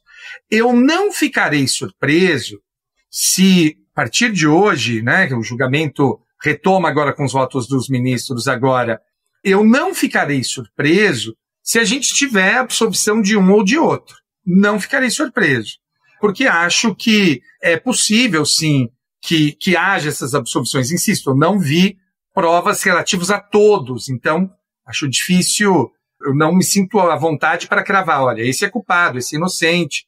Acho que haverá condenações, sim, mas eu não ficarei surpreso se um ou outro for absolvido. Eu vejo aí o filho do ex-presidente e alguns bolsonaristas dizendo assim, já se sabia desde o início que eles seriam condenados. Eu fico um pouco incomodado com essa fala e acho que é uma fala que depõe contra eles. Porque, normalmente, a gente sabe quem é que vai ser condenado quando há um montão de provas contra essas pessoas, né? Por exemplo, Suzane von Richthofen, os Nardoni, também todos sabiam que eles seriam condenados. E me incomoda esse tipo de alegação. Da mesma forma que me incomoda, por exemplo, como se algum membro do PCC dissesse, olha, eu já sei que eu vou ser condenado, então esse processo é ilegítimo. Meu amigo, tu foi preso em flagrante ou numa prisão preventiva, numa investigação robusta de provas, e vem dizer que o processo é ilegítimo porque está todo mundo dizendo que você vai ser condenado? Olha, é a mesma coisa voltando ao exemplo didático anterior. O companheiro, a companheira trai em todo aquele cenário que eu montei, e aí ele diz, não, eu sei que eu vou ser punido pelo juiz pela traição, esse processo é ilícito. Não, meu amigo. Aí é uma questão de análise da prova, né? Cara, pois é. É que eu fico pensando o seguinte, né? As orientações, né? E isso foi algo que eu falei recentemente numa parte também. Por que o Bolsonaro ainda não foi preso preventivamente? Bom, em primeiro lugar, né? Agora já não precisa mais dizer isso, mas o julgamento à época, né? Estava prestes a começar e naquele momento não se ia mais prender ninguém, né? Dentro dessa linha de raciocínio. Agora, por que ele não foi preso? Sim, ele já várias vezes entrou em requisitos de motivação de preventivo, onde ele cumpriu uma cartilha, né, de gabarito daquilo, às vezes mais de um ao mesmo tempo. Agora, vamos lá, não está na lei isso. Não é exatamente uma coisa sobre a qual se tem que falar no sentido legal, mas no sentido também de um controle que o próprio STF, como corte política que também não pode fugir. Nós estamos falando de um ex-presidente, então não é exatamente fácil pegar e tocar ele na prisão, cara. E eu sempre lembro de que, por exemplo, o Lula, no período que ele passou condenado, né, no sentido de, não uma preventiva, mas no sentido de que ali ele já tinha um cumprimento de pena iniciado, na época que se considerava, né, sem a possibilidade que ainda estava por ser julgada das ADCs, da questão de dizer que era só depois do trânsito em julgado, ele cumpriu essa parte da pena onde ele esteve brevemente em um quarto dentro de uma sede de Polícia Federal. Por que não vai para Bangu 1? Por que não vai para Papuda? Por que não... Gente, pelo amor de Deus, não é uma decisão simples. Assim como alguém poderia dizer, tá, mas quer dizer que nada é simples, é o velho preconceito misturado com os privilégios, misturado com isso aqui, tem pessoas melhores que outras. Não é melhor ou pior, gente. Sinceramente, se você acha que é muito fácil, né? Muito fácil. É diferente, são pessoas diferentes. E eu não estou dizendo que não merece, né? E nem que eu não gostaria. Mas se você acha que é muito fácil pegar e botar um Bolsonaro numa preventiva assim, sem mais nem menos, cara, não é exatamente, tá? Não é exatamente. Então, essa é uma primeira questão. Então, assim, ó, eu acho que tem um perigo, porque a gente lembra, por exemplo, do Mensalão. No Mensalão, primeiro que não sabia se cabia ou não cabia embargos infringentes, né? Já teve uma discussão sobre isso. E no Mensalão, se eu me corrige aí, vocês, Madeira, se eu estiver errado, no Mensalão se admitiu os embargos, inclusive por questões de divergências na pena, como quem pega e diz assim, ó, vamos ter que dar algum arremedo de segundo grau, porque julgamentos aqui não costumam ter segundo grau e a gente vai fazer algo parecido. Tanto é que foi daí em diante que começaram esses processos a serem julgados nas turmas, né? Para a gente ter pelo menos um horizonte de plenário depois, não que o plenário seja um órgão necessariamente de segundo grau das turmas, né, dentro do próprio tribunal. Mas se começou a botar as ações penais principalmente nas turmas, para que se tivesse algum rolo, teria um plenário posteriormente. Naquela época você julgou direto no plenário. Então teve embargos infringentes sobre divergências de pena dentro do próprio plenário, para ser julgada pelo próprio plenário um tempo depois. Não é o que vai acontecer agora. Mas me dá um certo receio, Madeira, porque daqui a pouco alguém evoca o entendimento de que temos que julgar qualquer divergência de mais de 2 votos nos embargos e, nesse caso, será que se aceita ou não? O cenário não está favorável para essa galera. As mudanças de regimento, desde lá da presidência da ministra Rosa Weber, né, começaram a sanear um pouco algumas questões, mas a gente não sabe.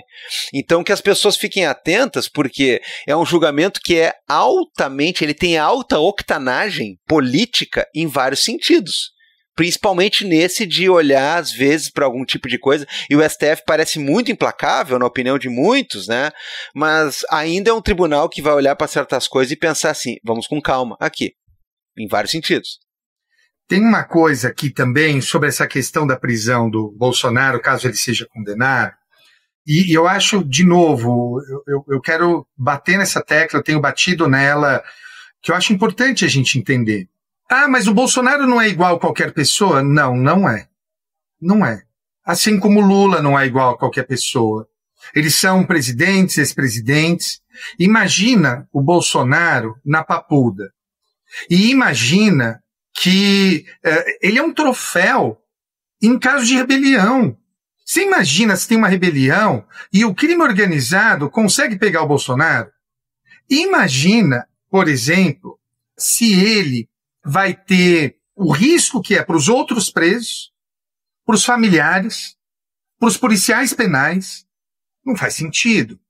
E eu não estou nem entrando no mérito que o Bolsonaro, por ser militar da reserva, ele tem direito a uma prisão especial no cumprimento da pena, que está no artigo 77 do Estatuto dos Militares. Então, ele teria que ir mesmo para um local militar. E há umas regras ali difíceis, quero ver como é que vão aplicar no caso dele, porque exige-se que o chefe lá, eu não sei a terminologia militar, mas o chefe do presídio lá, do local militar, tenha que ser mais antigo que o Bolsonaro na carreira. Então, há umas regras ali interessantes a serem observadas. Mas seja como for, ainda que o Bolsonaro não fosse militar, não dá para colocá-lo num presídio como esse. E teve alguém do campo à direita que falou, você falou que é um risco para todo mundo, menos para ele. Eu falei, sim, se ele for pego como refém, o risco já é inerente, né? Já é óbvio.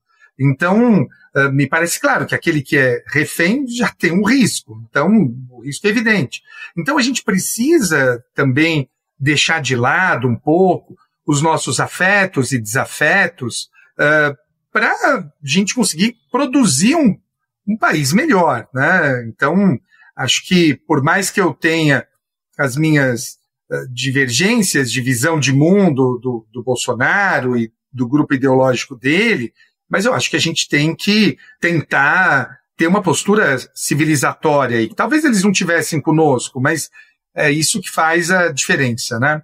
Entre outras coisas. O Madeira começou falando imagina o Bolsonaro na Papuda e eu abri um sorriso aqui. Eu acho que os ouvintes do Vira também disseram, poxa, imaginei. Imaginamos. Como diria John Lennon, imagine, né? Não foi bem nesse contexto. Mas olha só, essa é pro Felipe, né? Porque foi uma coisa que eu discuti na outra semana, nesse evento onde eu falei que eu conheci o Ferraioli, foi o evento Sociology of Law, né? Que aconteceu na Universidade La Salle, em Canoas. Inclusive encontrei Fabrício lá com seu chapéu de... Sabe aquele filme A Testemunha? Dos Amish e tal, né? Reassisti recentemente. Exato, também. É o Fabrício com o chapéu da testemunha lá, né? E aí o que acontece? Ele sempre, em eventos, ele mete aquele chapelão, né? É a marca registrada dele. O que acontece? Naquele evento, na mesa de discussão onde eu estava, uma hora eu soltei essa hipótese pra galera. A gente estava falando de Maria da Penha e uma série de outras coisas que tinham a ver com uma questão específica de um dos trabalhos lá apresentados. E eu disse assim, vocês já repararam que hoje em dia o conservador, o reacionário, né, o punitivista, esse cara está preocupadíssimo com expansão do direito penal, com garantias, com minimalismo, e as pessoas críticas, elas estão preocupadas com maior efetividade de conteúdos que eventualmente seriam críticos, né? Então, era uma mesa onde as pessoas mais críticas ao sistema e ao funcionamento do processo, dentre as quais eu me incluo, estavam defendendo medidas protetivas e caráteres cautelares de urgência para as questões da penha, enquanto que o argumento contrário é um argumento que está nativo hoje em dia dos reacionários. Eles não querem. A grande briga agora é para acabar o foro privilegiado. Nós queremos primeira instância e tudo mais, né? Felipe, que coisa engraçada isso, né, cara? Como as coisas mudam de lá para cá, né? E perguntaram, inclusive, pro Ferraioli sobre os processos da tentativa de golpe e tudo. E aí ele pegou e disse assim: olha, eu não sei muito, não, eu não tô por aqui, eu não conheço os autos, eu não vou falar muito sobre isso, não, sabe? Não tô com muita muita vontade, né? Do alto dos seus 85 anos, eu acho que alguma cancha, né, o homem conseguiu angariar. Não, é que assim, ó, eu não tenho essa mesma esperança que até o Madeira falou no início, assim, de repente, agora, vendo como é que funciona, muda. Porque eu já tive uma experiência pessoal de uma pessoa próxima a mim, que era bandido bom é bandido morto, é tudo vagabundo, e direitos humanos para humanos direitos. Até que teve uma pessoa próxima a ele que foi preso e ele disse, meu Deus, que horror o que um delegado pode fazer, que horror que é a realidade de um presídio. Tinha baratas entrando na orelha do menino, que horror. Eu digo, caramba, é isso aí, né, bem-vindo e tal. Passou 2 anos assim e voltou. Então, não adianta. O que eu fiquei agora, essa aqui é a minha última colocação, porque eu queria ouvir o Madeira em especial nisso aqui, tá? Madeira falou até do filho do ex-presidente, né, do Eduardo e todo esse negócio, e eu queria ouvir vocês um pouquinho a respeito dessa questão que o Alexandre de Moraes, ele bateu no início da fala dele, que é a questão da independência do STF, né? Ele disse, olha, a gente não vai se abaixar para pressão, para coação, para nada disso. E por que eu queria ouvir vocês disso aqui, né? O Gabriel Divan leu a minha tese também, né? Em que exatamente eu peguei e fui analisar postura do judiciário em alguns processos, em 2 processos. E eu achei muito engraçada, muito curiosa essa tentativa agora, né, de se juntar com o governo dos Estados Unidos para fazer pressão sobre o STF e tal, porque me parece que, historicamente, isso aqui não funciona, né? O STF sempre foi, e ó que o STF sofreu intervenções durante a ditadura militar, né, aposentaram ministro, colocaram gente, diminuíram o número de cadeiras, aumentaram o número de cadeiras para fazer de tudo, mas sempre teve muito essa questão do STF se colocar como independente, como não permeável a tipo de pressões, seja interna, seja externa, seja a mídia, e digo mais, talvez até o contrário, né? Quanto mais pressão tem, mais eles vão se fechar e dizer não, a gente não vai, né, se render a esse tipo de coisa. O que tu acha, Madeira, assim, dessas tentativas agora, assim, de pressão externa, né, que vem, não, senão a gente vai impor, né, a lei Magnitsky para todo mundo, senão vai ter não sei o quê. Eu acho, assim, foi uma estratégia não só politicamente um tiro no pé, como a gente vê pelas pesquisas que saíram depois, né, como, tô falando juridicamente, assim, chegar assim, ó, Madeira, tem 80 mil pessoas no teu Instagram dizendo para te decidir de tal forma. Olha, eu acho que faltou para o pessoal estudar 2 juristas muito importantes, que são o Rio Negro e Solimões. Eles teriam claramente esclarecido isso com uma música chamada Porco na Vara. Eu não sei se vocês já ouviram falar dessa música. É uma disputa judicial e o cara dá um porco para o juiz em nome da outra parte. E daí ele ganha o processo. Veja, xiste à parte, mas o fato é que não se pressiona juiz, né? Pelo menos não abertamente. Você pode fazer pressões, por exemplo, como a ditadura fez na época da nossa ditadura aqui, mas pressionar desta forma que está acontecendo, você não faz. Quando a ditadura aposentou o ministro do Supremo, ali foi um recado. E ali foi uma pressão para todos os juízes do país todo. Olha, eu posso fazer isso com vocês. Então, ali foi difuso. Agora, nesse caso aqui, é óbvio que não se pressiona juiz. Todo mundo que milita na advocacia contenciosa sabe. Você não pressiona juiz, você não finge amizade com o juiz, você não vai despachar com o juiz, falar, meu grande amigo, não sei, você não faz isso. Você não faz isso. Agora, acho que isso é mais, eu vi aquele comentarista político que está junto com o filho, que é o neto de um ex-ditador brasileiro, em que ele criticou a defesa do Bolsonaro, dizendo o seguinte, não, eles tinham que ter denunciado a perseguição política, e isso e aquilo. Quando eu vejo esse comentarista político falando isso, E aí eu volto para aquilo que o Divan falou, que eu acho que é importante a gente falar. Eu estou vendo eles apostando as fichas na lei de anistia. E aí eu queria conversar um pouco sobre anistia. Eu me preocupo muito com a expansão do poder penal, muito, e acho que a gente flerta com questões bem delicadas. Nós, quando eu digo a gente, eu estou falando nós progressistas, flertamos com questões bem delicadas de expansão do direito penal, às vezes sem perceber. Por exemplo, a gente falou dessa figura aqui, que é uma figura que eu acho que talvez seja uma das piores coisas que os últimos anos produziu, uma das piores figuras, que é o Daniel Silveira, e teve aquele caso do indulto do ex-presidente Bolsonaro. A gente sabe que o indulto foi feito, naquele caso, justamente para livrar o Daniel Silveira da cadeia. A gente sabe que foi feito para aquilo. E aí, Divan, talvez a gente divirja, porque eu acho que é direito do presidente fazer aquilo. É um dos poucos momentos em que o presidente pode intervir no poder judiciário. É ético? Não, não é ético. Não é nem um pouco ético. Não, mas então a gente tem um argumento, porque o ato administrativo tem que ser ético, está lá no artigo 37. Pois é, meu amigo. Quando a gente meter a moral no direito, que é tudo aquilo que Ferraioli luta contra, né? Ferraioli luta contra isso. Eu estou olhando daqui 2 quarteirões a roda girar e quererem colocar movimentos sociais como terroristas, como atos terroristas. E a gente está a uma mudança da lei. Eu me lembro, Divan, que eu estava no Departamento de Assuntos Legislativos do IBCCRIM, quando a gente deu um parecer sobre a atual lei de terrorismo, que à época ia ser votada. Todo mundo critica hoje, mas não pega movimentos políticos. Pois é, a gente lutou para que não pegasse, porque a gente não queria que pegasse MST e todos esses movimentos.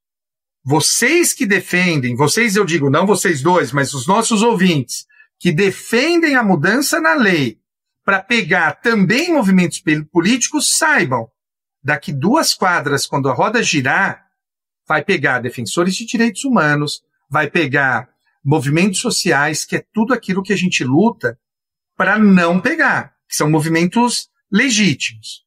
E a lei da anistia? Eu tenho uma certeza e uma dúvida. A certeza, talvez, eu e o Divan discordemos. Eu tenho 2 certezas, vai. Primeiro, eu, Guilherme, sou absolutamente contra a lei da anistia. No mérito, não pode ter anistia, não tem que ter anistia. Faço campanha contra a anistia, acho um absurdo ter anistia. Guilherme. Agora, a segunda pergunta. É constitucional? Cara, a Constituição proibiu anistia para crimes hediondos e para nada mais. E aí eu vi 2 argumentos dizendo, não, mas é que a Constituição não ia prever anistia para quem atenta contra a democracia, porque isso é óbvio. E também vi gente dizendo, é um imperativo ético que não pode ter anistia. Bom, sobre ética e direito penal, Ferraioli já nos escreveu 200.000 páginas quanto a isso. Quanto a ser implícito, direito penal não funciona assim. Não funciona, é legalidade estrita. E, gente, lembra que os, aspas, terroristas que lutaram contra a ditadura, também, aspas, queriam acabar com o Estado de Direito. Dizer que não pode ter anistia nesses casos é dizer que aquelas pessoas que lutaram pela nossa liberdade, pela democracia no país, não poderiam ter sido anistiadas. Me parece problemático. A dúvida que eu tenho, Divan, é convencional a autoanistia? E aí eu vou explicar melhor isso para o ouvinte. A Corte Interamericana de Direitos Humanos é clara no sentido de que não pode haver a autoanistia. O que é a autoanistia? Anistia para agentes de Estado. Isso ficou muito claro, o Brasil foi condenado no caso Gomes Lund versus Brasil, que é o caso da guerrilha do Araguaia. Também foi condenado no caso Vladimir Herzog. Então, hoje, eu estou seguro de que, para os civis, ou seja, não agentes de Estado, pode ter anistia. Então, aquele pessoal que entrou no Congresso, ficou na frente dos quartéis, eu acho que pode. Já para quem era membro do governo e os militares, eu estou tendente a dizer, por força do precedente Gomes Lund, que não pode ter anistia para essas pessoas. Aí seria a chamada autoanistia. Então eu separo esses dois grupos.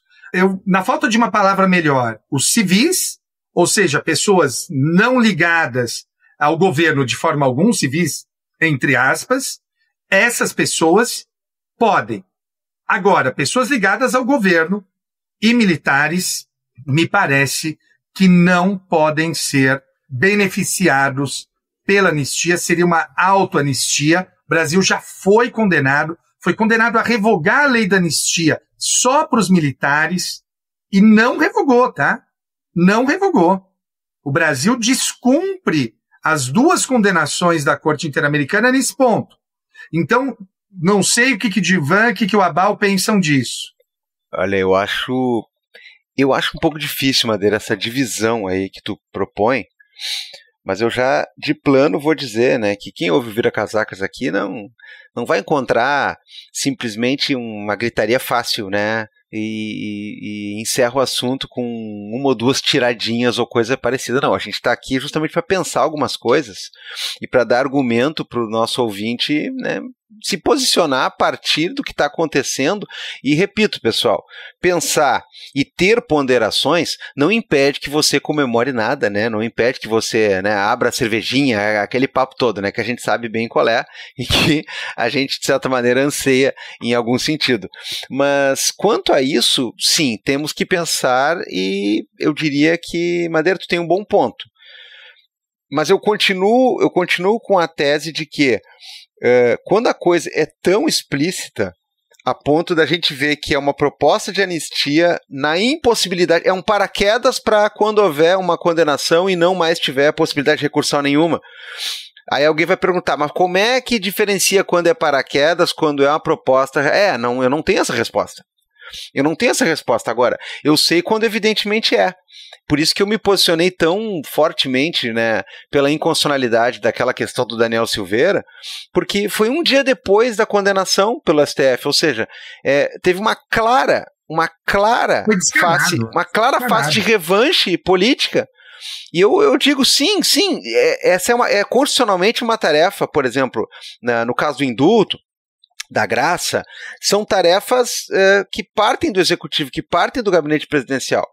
Então, controlar isso daí, sendo que isso é constitucional que assim seja, tem que ser um controle muito rigoroso numa situação muito, né, descalibrada, como aquela que o Bolsonaro propôs em relação ao deputado Daniel.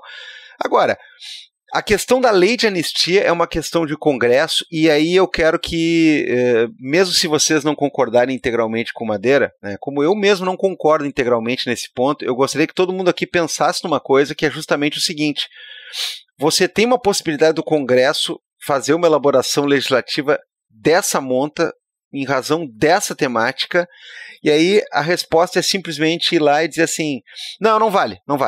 Nesse caso, eu acho que não vale. Eu acho que os caras estão também abusando dessa possibilidade. Mas aí começa a entrar realmente num terreno que é complicado.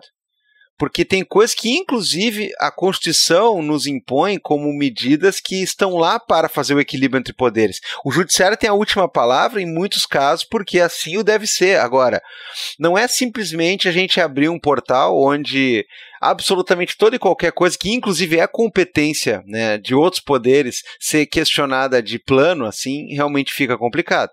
Aqui eu não tenho dúvida, aqui para mim é um caso fácil, como gostam alguns de falar, né, easy, hard case, porque aqui parece simplesmente mais um capítulo da ideia de revanchismo, da ideia de não aceitar que um grande líder, que pode ser um competidor importante numa eventual eleição, que inclusive, né, a gente fala, a gente esquece que o cara está inelegível, né, e pelo visto os grandes órgãos de pesquisa esquecem também, né, mas é importante ele não estar preso. Mas e essa divisão que eu falei, por conta da Corte Interamericana, o que você acha? É isso que eu digo. Aí eu acho que tu tem um ponto, embora eu comece a achar complicado, né, a gente ficar separando a anistia Gold da anistia Plus, da anistia Black, da anistia que dá... Que fez no caso da anistia de 79, né? 79? Não, mas é que assim, uma coisa é autoanistia, né, e outra não é, tudo bem. Mas aí tem um detalhe também, né, é uma anistia, então assim, é um processo que serviu para quê? A gente condena golpistas de Estado ou tentativas de golpe de Estado, né, para depois haver uma... Tudo bem, tá? Aprenderam a lição? Agora anistia uma parte deles aqui, vão ficar só com um núcleo lá. Eu não sei, eu acho que cometeram crimes bem graves ali, ainda que possa haver ali no meio, né, Lembra que eu sou contra a anistia, tá? Sim. Eu, Guilherme, cidadão, sou totalmente contra a anistia, acho... O que eu digo é que pode haver... A do jurídico e do cidadão aqui. Da pessoa jurídica e da pessoa física. Fazendo o advogado de vários diabos aqui, eu diria que possa eventualmente haver alguma velhinha de Bíblia, lá naquele meio que tomou 17 anos na pleura. Agora, eu não sei, eu começo a acreditar que, né, qual é a necessidade de anistiar essa galera que cometeu crimes graves? Talvez não numa escala menores que os do núcleo que está sendo julgado, né, na semana passada e nessa, mas foram crimes graves. Crimes de grande repercussão, né? Eu não sei, eu não vejo por que também propor uma anistia. A anistia para essa galera é um ônibus, né? E a gente sabe quais passageiros que querem entrar nesse ônibus, né? Então, isso é a preocupação ética e tudo mais. Por isso que eu digo que fazendo essa separação, que é uma separação da corte, eu tenho muito medo de um futuro próximo da roda girar e aí os alvos virarem os defensores de direitos humanos, movimentos sociais, que já são historicamente pessoas vulneráveis, né? Eu lembro, a gente não conseguiu nem condenar o Brasil na corte por conta do caso dos Golden Boys lá da onde que é? De Recife? Pode ser? Perdão, não lembro agora. O caso dos Golden Boys, que mataram um defensor de direitos humanos, era um grupo da polícia. Então, assim, são pessoas que historicamente são vulneráveis e eu tenho muito medo de abrir essa porta para o Congresso, para o Judiciário e aí tornar essas pessoas ainda mais vulneráveis. Essas pessoas, eu digo, movimentos sociais, defensores de direitos humanos. Então, eu tenho receio. Abal, e você, do ponto de vista não jurídico e o nosso cientista político historiador aqui? O Madeira, eu concordo contigo na questão do... Bom, primeiro, né, todo mundo é contra a anistia, tá, por favor, não sei o quê, porque, né, senão sempre veio o cara de... Não, tá. Segundo, eu acho que faz muito sentido isso aí, né, porque exatamente não só no caso brasileiro, como em outros também, a CIDH se posicionou no sentido de não ser permitido a autoanistia. E é o que eles querem, né? Tanto que assim, quando eles falam da anistia light, né, que o Alcolumbre iria querer, eles dizem, não é essa aí que a gente quer anistia para todo mundo, ampla, geral e restrita, tem que abranger o Bolsonaro, senão a gente não vai passar. Bom, então, obviamente, vocês não estão preocupados tanto assim com a Débora do Batom, né, que até agora era a figura que tinha que ser protegida do malvadão, do STF e tal, né, mas eu acho perfeito isso aí no sentido de que não tem como você pegar e fazer uma lei para anistiar agente do Estado. E outra, né, tu trazendo mesmo esse negócio do Gomes Lund, que nunca foi, né, no Brasil, a Argentina reviu lei de autoanistia, né, Brasil nunca reviu esse negócio. Só o Brasil que não reviu, né, todos reviram. Talvez seja a nossa oportunidade, né, se o STF chega agora, pega uma lei dessa e diz não pode ter a anistia de agente do Estado, dá para trazer e dizer, opa, então vamos rever isso aqui de novo, né, que vocês disseram que era constitucional, né, a lei de anistia de 79, acho que inclusive é uma boa tentativa. Agora eu vou ser polêmico, na verdade, se eu sou o Lula, eu perdoo todos os coitadinhos, tá, eu deixo só esses caras de fora, eu perdoo a Débora do Batom, eu deixo só esses caras de fora e digo, então agora vocês vão fazer lei da anistia com o nome de quem que vocês querem perdoar. Parem de dizer que é pra, né, pra dona Suzana de travesseiro que veio aqui fazer baderna. Acho que eu faria o mesmo também. Eu vetaria em parte apenas a lei, né? Aqui, ó, digo assim, não. A Débora vai, a dona Suzana, o Pedrinho ali, beleza, não tem problema não, né? Agora só os outros, eu quero que se ferre. Ou então veta na íntegra e faz um indulto para eles, né? Isso. Mais fácil. E me agradeço, apareço na TV dizendo me agradeço. A partir de amanhã se diz assim, eu tô livre por causa do Lula que eu tô livre. Cara, sai cada coisa aqui. Bom, a gente espera, né, que você, ao escutar isso daqui, se sinta mais preparado para acompanhar e para ter alguns argumentos em questão de pensar o que vai vir por aí, porque, vamos lá, né, de meme, de piada, de desejos, né, e esse tipo de torcida, né, a gente já está muito bem fornido, obrigado. Precisamos pensar algumas coisas em torno do tema aí também, e precisamos pensar, inclusive, em alguma coisinha, alguma migalha para um futuro, né, pós esse julgamento, que é, acho que o que estamos fazendo aqui, principalmente nesse final, quando discutimos o que pode vir depois em termos de Corte Interamericana e a malfadada questão da anistia. Eu diria que o nosso programa vai se aproximando do final, porque mais do que isso a gente começa a fazer achismo, previsões esotéricas, e aí não é o nosso forte, né? Esse nível não, a gente vai no achismo até certo ponto, né? Depois fica uma coisa, né, que preferimos deixar para profissionais mais gabaritados. Mas a gente ainda continua um pouquinho aqui, pelo menos mais uns minutinhos, porque temos que dar nossas dicas culturais. Aquele momento onde, passado o julgamento, tem as sessões de julgamento, e inclusive o presidente Barroso, né, já disse que não quer que tenha plenária essa semana aí, vamos acelerar o negócio. Então, passada essa semana, depois de tudo, você vai esgotar esse tema, né? Vai ter aí possivelmente algum desfecho, e aí a gente precisa seguir a nossa vida, porque a gente tem muita coisa o que ver, falar, ouvir, aprender, ler, né? E tudo mais. Então é para isso que servem as nossas dicas culturais, e nesse momento a gente deixa aqui você com algumas possíveis ideias para você ocupar o tempo que você não vai estar pensando nos rumos do país, né, e na jurisprudência do Supremo no que diz respeito a essa galera.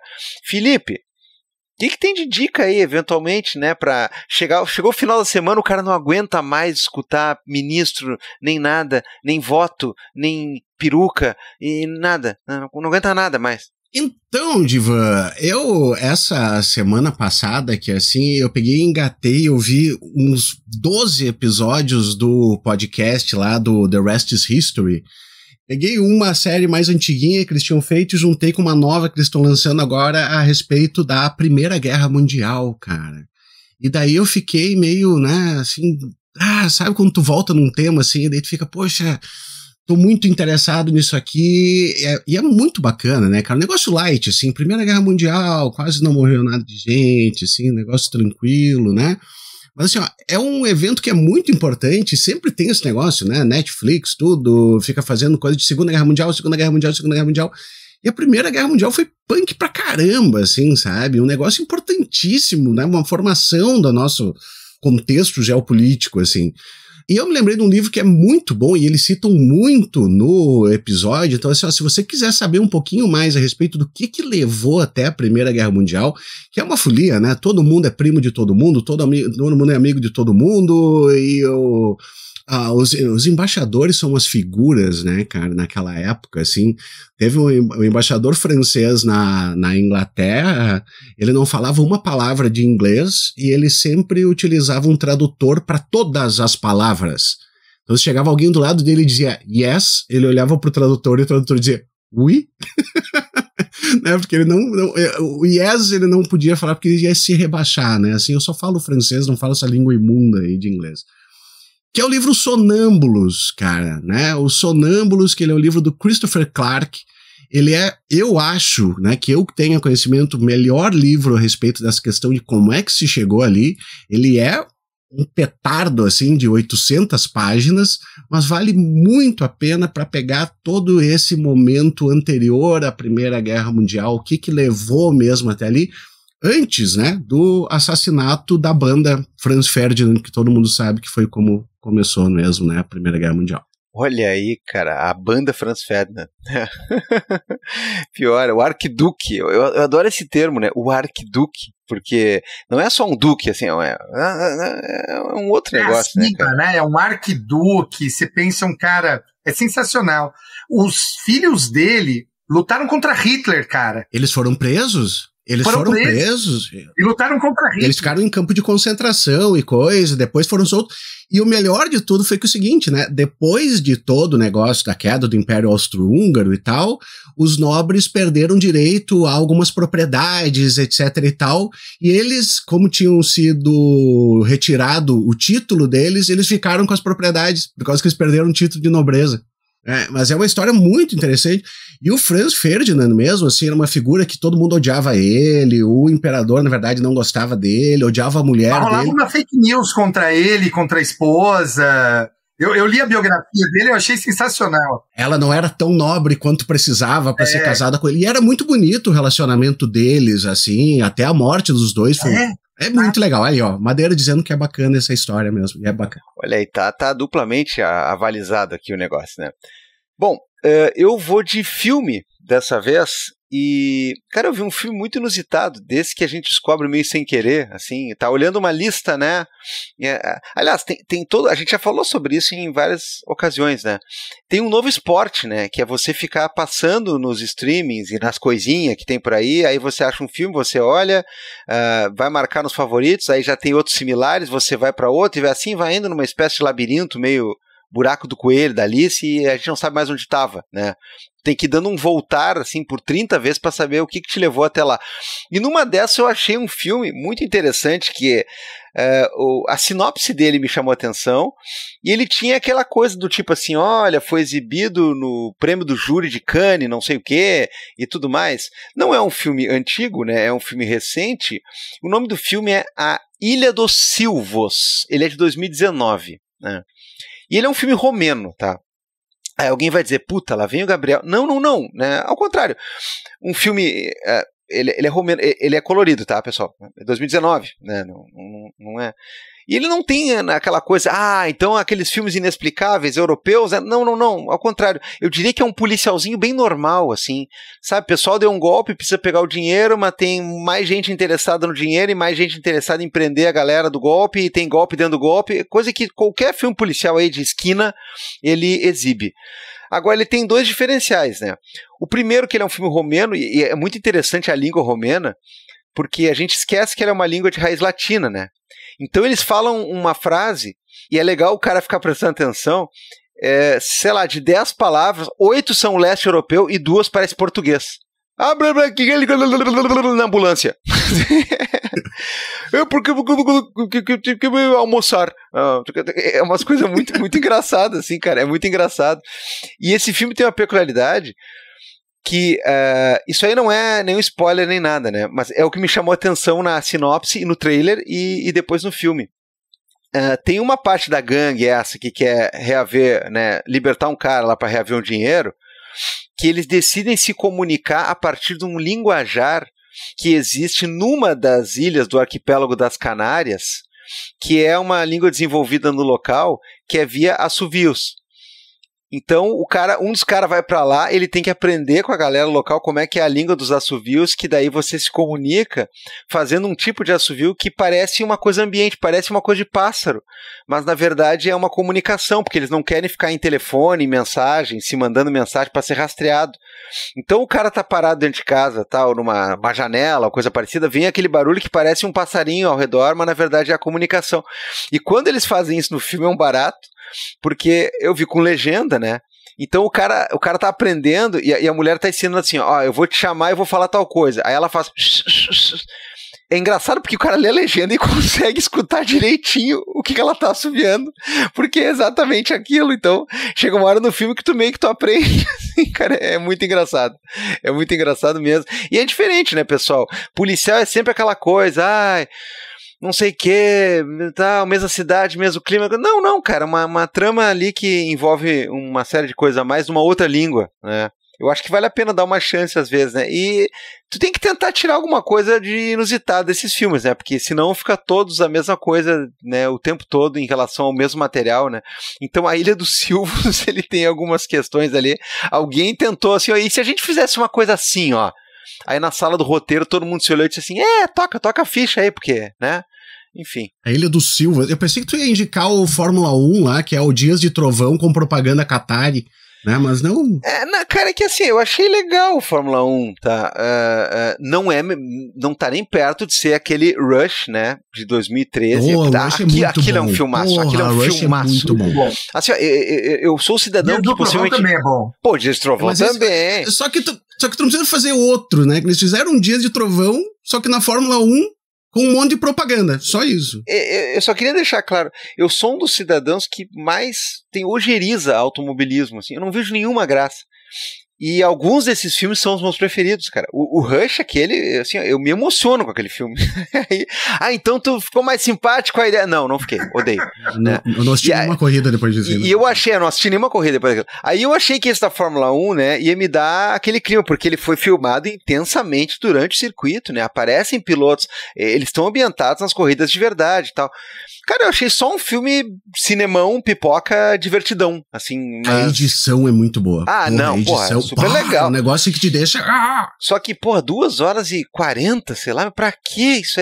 Aquela manha dele quebrar o carro de propósito lá nas corridas, isso aí acontece 3 vezes iguais no filme, que não precisa daquilo, cara. É pra ver homem bonito. Homem bonito, não, pelo menos é aquela história que eu falei, cara, não fizeram aquelas coisas assim de truque, não sei o que, não, o Brad Pitt interpreta um coroa, que está voltando à ativa. Então tudo bem, né? Já fica melhor, assim. E tem aquela hora que ele e o Javier Bardem se pegam, né? Aquela parte é massa. Essa aí tá nos extras do Blu-ray, que só tu comprou. Essa aí não tá na coisinha lá. Essa aí é no de 2h52, tal. Essa aí é... Tem 7 minutos de pegação. Vai lá, Madeira. Vamos lá. Ô, Gabriel, você sabe que a hora que você estava falando no final, me veio a lembrança de que quando você usou a palavra fornido, me veio a lembrança do meu Everest, que não é minha dica cultural, mas é porque eu só aprendi essa palavra porque ela é a segunda palavra do livro, que começa com sobranceiro fornido, assim estava Buck Mulligan, que é Ulisses, do James Joyce, que é o meu trauma, eu não consigo passar da página 30, é difícil demais. Mas você falou fornido, eu falei, olha que safado, ele deve ter lido Ulisses para conhecer essa palavra. Agora, a minha dica vai ser muito menos elegante que a de vocês dois. Eu entrei num lugar que eu não quero sair. Eu comecei a assistir dorama, cara. E eu tô viciado em dorama. E tem um dorama que foi a minha porta de entrada e eu tô assistindo, que se chama Além do Direito. É muito bom. É muito bom. É como se fosse Suits, só que o Mike do Suits, nesse dorama, é uma moça, é uma coreana, super inteligente, super esperta. Cara, Além do Direito tá na Netflix. Recomendo. Pra quem não gosta de dorama, veja, porque você vai se apaixonar por doramas. É muito bom. Já viram ou não? Não, confesso que não fui fisgado por isso aí ainda. Você vê, o cara começa citando Ulisses de James Joyce, mas é só pra fingir que é um letrado e na sequência ele mete um dorama, né? Além do Direito. Me corrija, ministra Carmen. E Juca Pirama, ele diz, né? Meninos. Mas aqui vai. Eu vi. Madeira, eu sou grande fã de todas essas coisas. Eu sempre digo pro pessoal, assim, às vezes rola esse lance até na faculdade, né? O pessoal, não, eu não vejo nada, é só leitura. Né? Digo, galera, tem que ver Casamento às Cegas, vocês têm que ver BBB, veja o que quiser. Esse lance também do, não, sempre tem que ter... Não. Tem hora que tu tem que espairecer mesmo. Eu nunca entrei no reino dos doramas, apesar de que eu já indiquei aqui um seriado. O Divan, tu vai lembrar do nome, será? Eu não sei se tu assistiu aquele que é baseado num mangá a respeito de vinho. Esse da Apple, é muito bom. Isso, pô, que é bem legal. Dos irmãos, né? Isso, que daí rola, né? Eu vou deixar aqui pra quem for melhor degustador de vinho. Pô, é muito massa, todo o lance dos aromas, como eles fazem. Muito bom. Então, tá liberadíssimo isso aí. Hoje que ficou mais um filme húngaro aqui, né? Não, A Ilha dos romeno. Silvas. Filme romeno. É assim que é o idioma romeno. Tem uma entrevista com o Miles Davis, dos grandes músicos de jazz da história, perguntaram para ele, escuta, Miles Davis, o que você recomenda que as pessoas ouçam? Tem que ouvir de tudo. De tudo, Miles Davis, é de tudo, porque só aí as pessoas vão entender porque que eu sou um gênio. É isso. É isso, né? Pra gente poder ter um bom gosto, a gente tem que também ter um mau gosto. E falar, não, isso é ruim, aquilo é bom, gosto disso, gosto daquilo, e não essas coisas que são impostas por um mainstream ou um downstream, enfim, sei lá. Acho que tem que ouvir de tudo, ler de tudo. Eu achei que tu ia meter que o Miles Davis tinha indicado um dorama e tal, aí eu fiquei meio nervoso aqui. Seria fake news. O homem nem viveu pra ver a aurora pra ver isso. Miles Davis assistiria doramas, certeza. Quer dizer, vive em nossos corações, em nosso toca-disco. Mas vamos lá. Vamos esperar então, pessoal, essa semana aí, né, prossegue o julgamento, a gente quer muitos comentários, a gente quer escutar muita coisa, a gente quer trocar ideia com vocês, a gente quer que vocês cheguem um pouco mais preparados aí no que diz respeito a algumas questões aí, porque, né, na hora do apito final, né, na arquibancada, vai ter muito grito, vai ter muita coisa, né, vai ter gente que vai sair, né, e vai voltar dali a 4 dias, eu não sei. Eu prevejo um clima meio maluco aí, mas até chegar lá, né, vá aperitivando conosco aqui, Vira Casacas no ar. E agora, Felipe, eu acho que a gente vai lá para os nossos salves, para os nossos vivas, né, e libera o Madeira aí. Parece que ele tem que correr mais um pouquinho, ele não correu o que chega hoje, né, alguma coisa ou ele vai maratonar doramas, né, ele também, né, não sei. Olha, tem muita coisa para fazer ainda hoje, enfim, né, essa vida, né, as pessoas sempre me falam, pô, mas como é que você faz tanta coisa? Eu falei, o segredo é fazer tudo mal feito, gente. Foi exatamente isso que Miles Davis falou, assim, faça tudo mal feito. Obrigado, Madeira. Valeu, gente. Obrigado, Madeira. Tchau, tchau. Life moves pretty fast. You don't stop and look around once in a while, you could miss it. Gabriel Divan, Madeira já foi dar sua corridinha, né? Foi fazer uma maratoninha ali, uma coisa leve, 48 quilômetros agora só ele vai fazer nessa tarde. E a gente fica aqui para mandar uns vivas, para mandar uns salves. E aí, como é que estão ali teus salves anotados? Olha, depois da Ilha dos Silvos, né, eu vou dizer que eu tô numa escassez de salves aqui. Não sem sempre lembrar que tem uma galera que tá sempre lá nos compartilhando, sempre lá fazendo, né, algum tipo de referência ao nosso trabalho, dando uma moral que a gente precisa e gosta também, né? Quem é que não gosta de moral, né? Vou mandar um salve, que assim como o Pix, que muita gente faz aí, muito obrigado, é um salve recorrente, né? Ele que tá sempre nos compartilhando aí, sempre nos dedicando palavras de incentivo, né? O nosso camarada Rodrigo Metal, né? Mais uma vez aí, vai lá, compartilha o episódio e escreve, olha aqui, imprescindível e tudo mais. O Rodrigão, esse cara aí, ele cumpre a cartilha, né? Ele é de concurso o negócio. Tu fala assim, compartilha, Vira Casacas, que coisa boa. O cara vai lá, compartilha, pô, tá aí e tal. Então, abraço pro Rodrigo, que não raramente ele recheia os posts com dicas culturais que ele dá também, né? Ele faz um trabalho além da coisa, né? Muito bacana, muito bom gosto, Rodrigo. Perfeito, Gabriel Divan. E ainda teve um monte de gente que se compadeceu com a gente também com o negócio do nossa briga com o Spotify. A gente tem notícias a respeito disso aí, tá? Outras notícias a respeito disso também. Mas aí vamos ver como é que a gente vai largar ali pro pessoal. E eu vou mandar um salve aqui para Michele Porfírio, lá do Instagram, que ela pediu, né? Dá um salve para mim, adoro vocês, sou fã especialmente da didática e clareza com que fazem o podcast. Olha que legal, Gabriel, né? Eu gosto que a gente seja didático, eu gosto que a gente consiga, né, comunicar as coisas efetivamente. Olha, que bom, obrigado, Michele. A gente tenta, né? É o que a gente tenta fazer. Obrigado pela audiência aí, obrigado por vir dar esse feedback aí. Podem chegar pra gente nas redes, no Instagram, no Blue Sky, podem mandar e-mail, viracasacaspodcast@gmail.com aí, coloquem suas dúvidas, coloquem, né, as questões que vocês querem que a gente, eventualmente, se for possível, responda, coloquem lá, né, a dica, a coisa, assim, isso é importante, pessoal, interajam com a gente aí, e não é robô, tá? Sempre lembrando, a gente responde as coisas, a gente lê as coisas, né? Antes fosse eu botar uma maquininha trabalhar para mim e ficar de barriga para cima. Não, não é o caso, né? A gente vai lá e escreve, e responde, e faz tudo isso aí. Então, muito bacana, né? Seja para mandar salves, seja para mandar elogios, seja para mandar críticas, por que não, né? Lembremos-nos todos, né, que isso aí pode ser construtivo. Vamos ser todo mundo educado, né? O que é bom também. Sim. Mas enfim, estamos aí para qualquer negócio. Beleza, Gabriel Divan. Afinal de contas, somos só homens normais, só homens inocentes. Diferentemente de uns aí, nós somos inocentes, né? Eu diria que, né, tem alguns que são homens culpados. Aí. Mas a gente vai ver isso depois, por uma questão protocolar. Tchau, pessoal. Tchau, prejudicada. What is normal, man? What do you mean, normal, man? We're just innocent, man.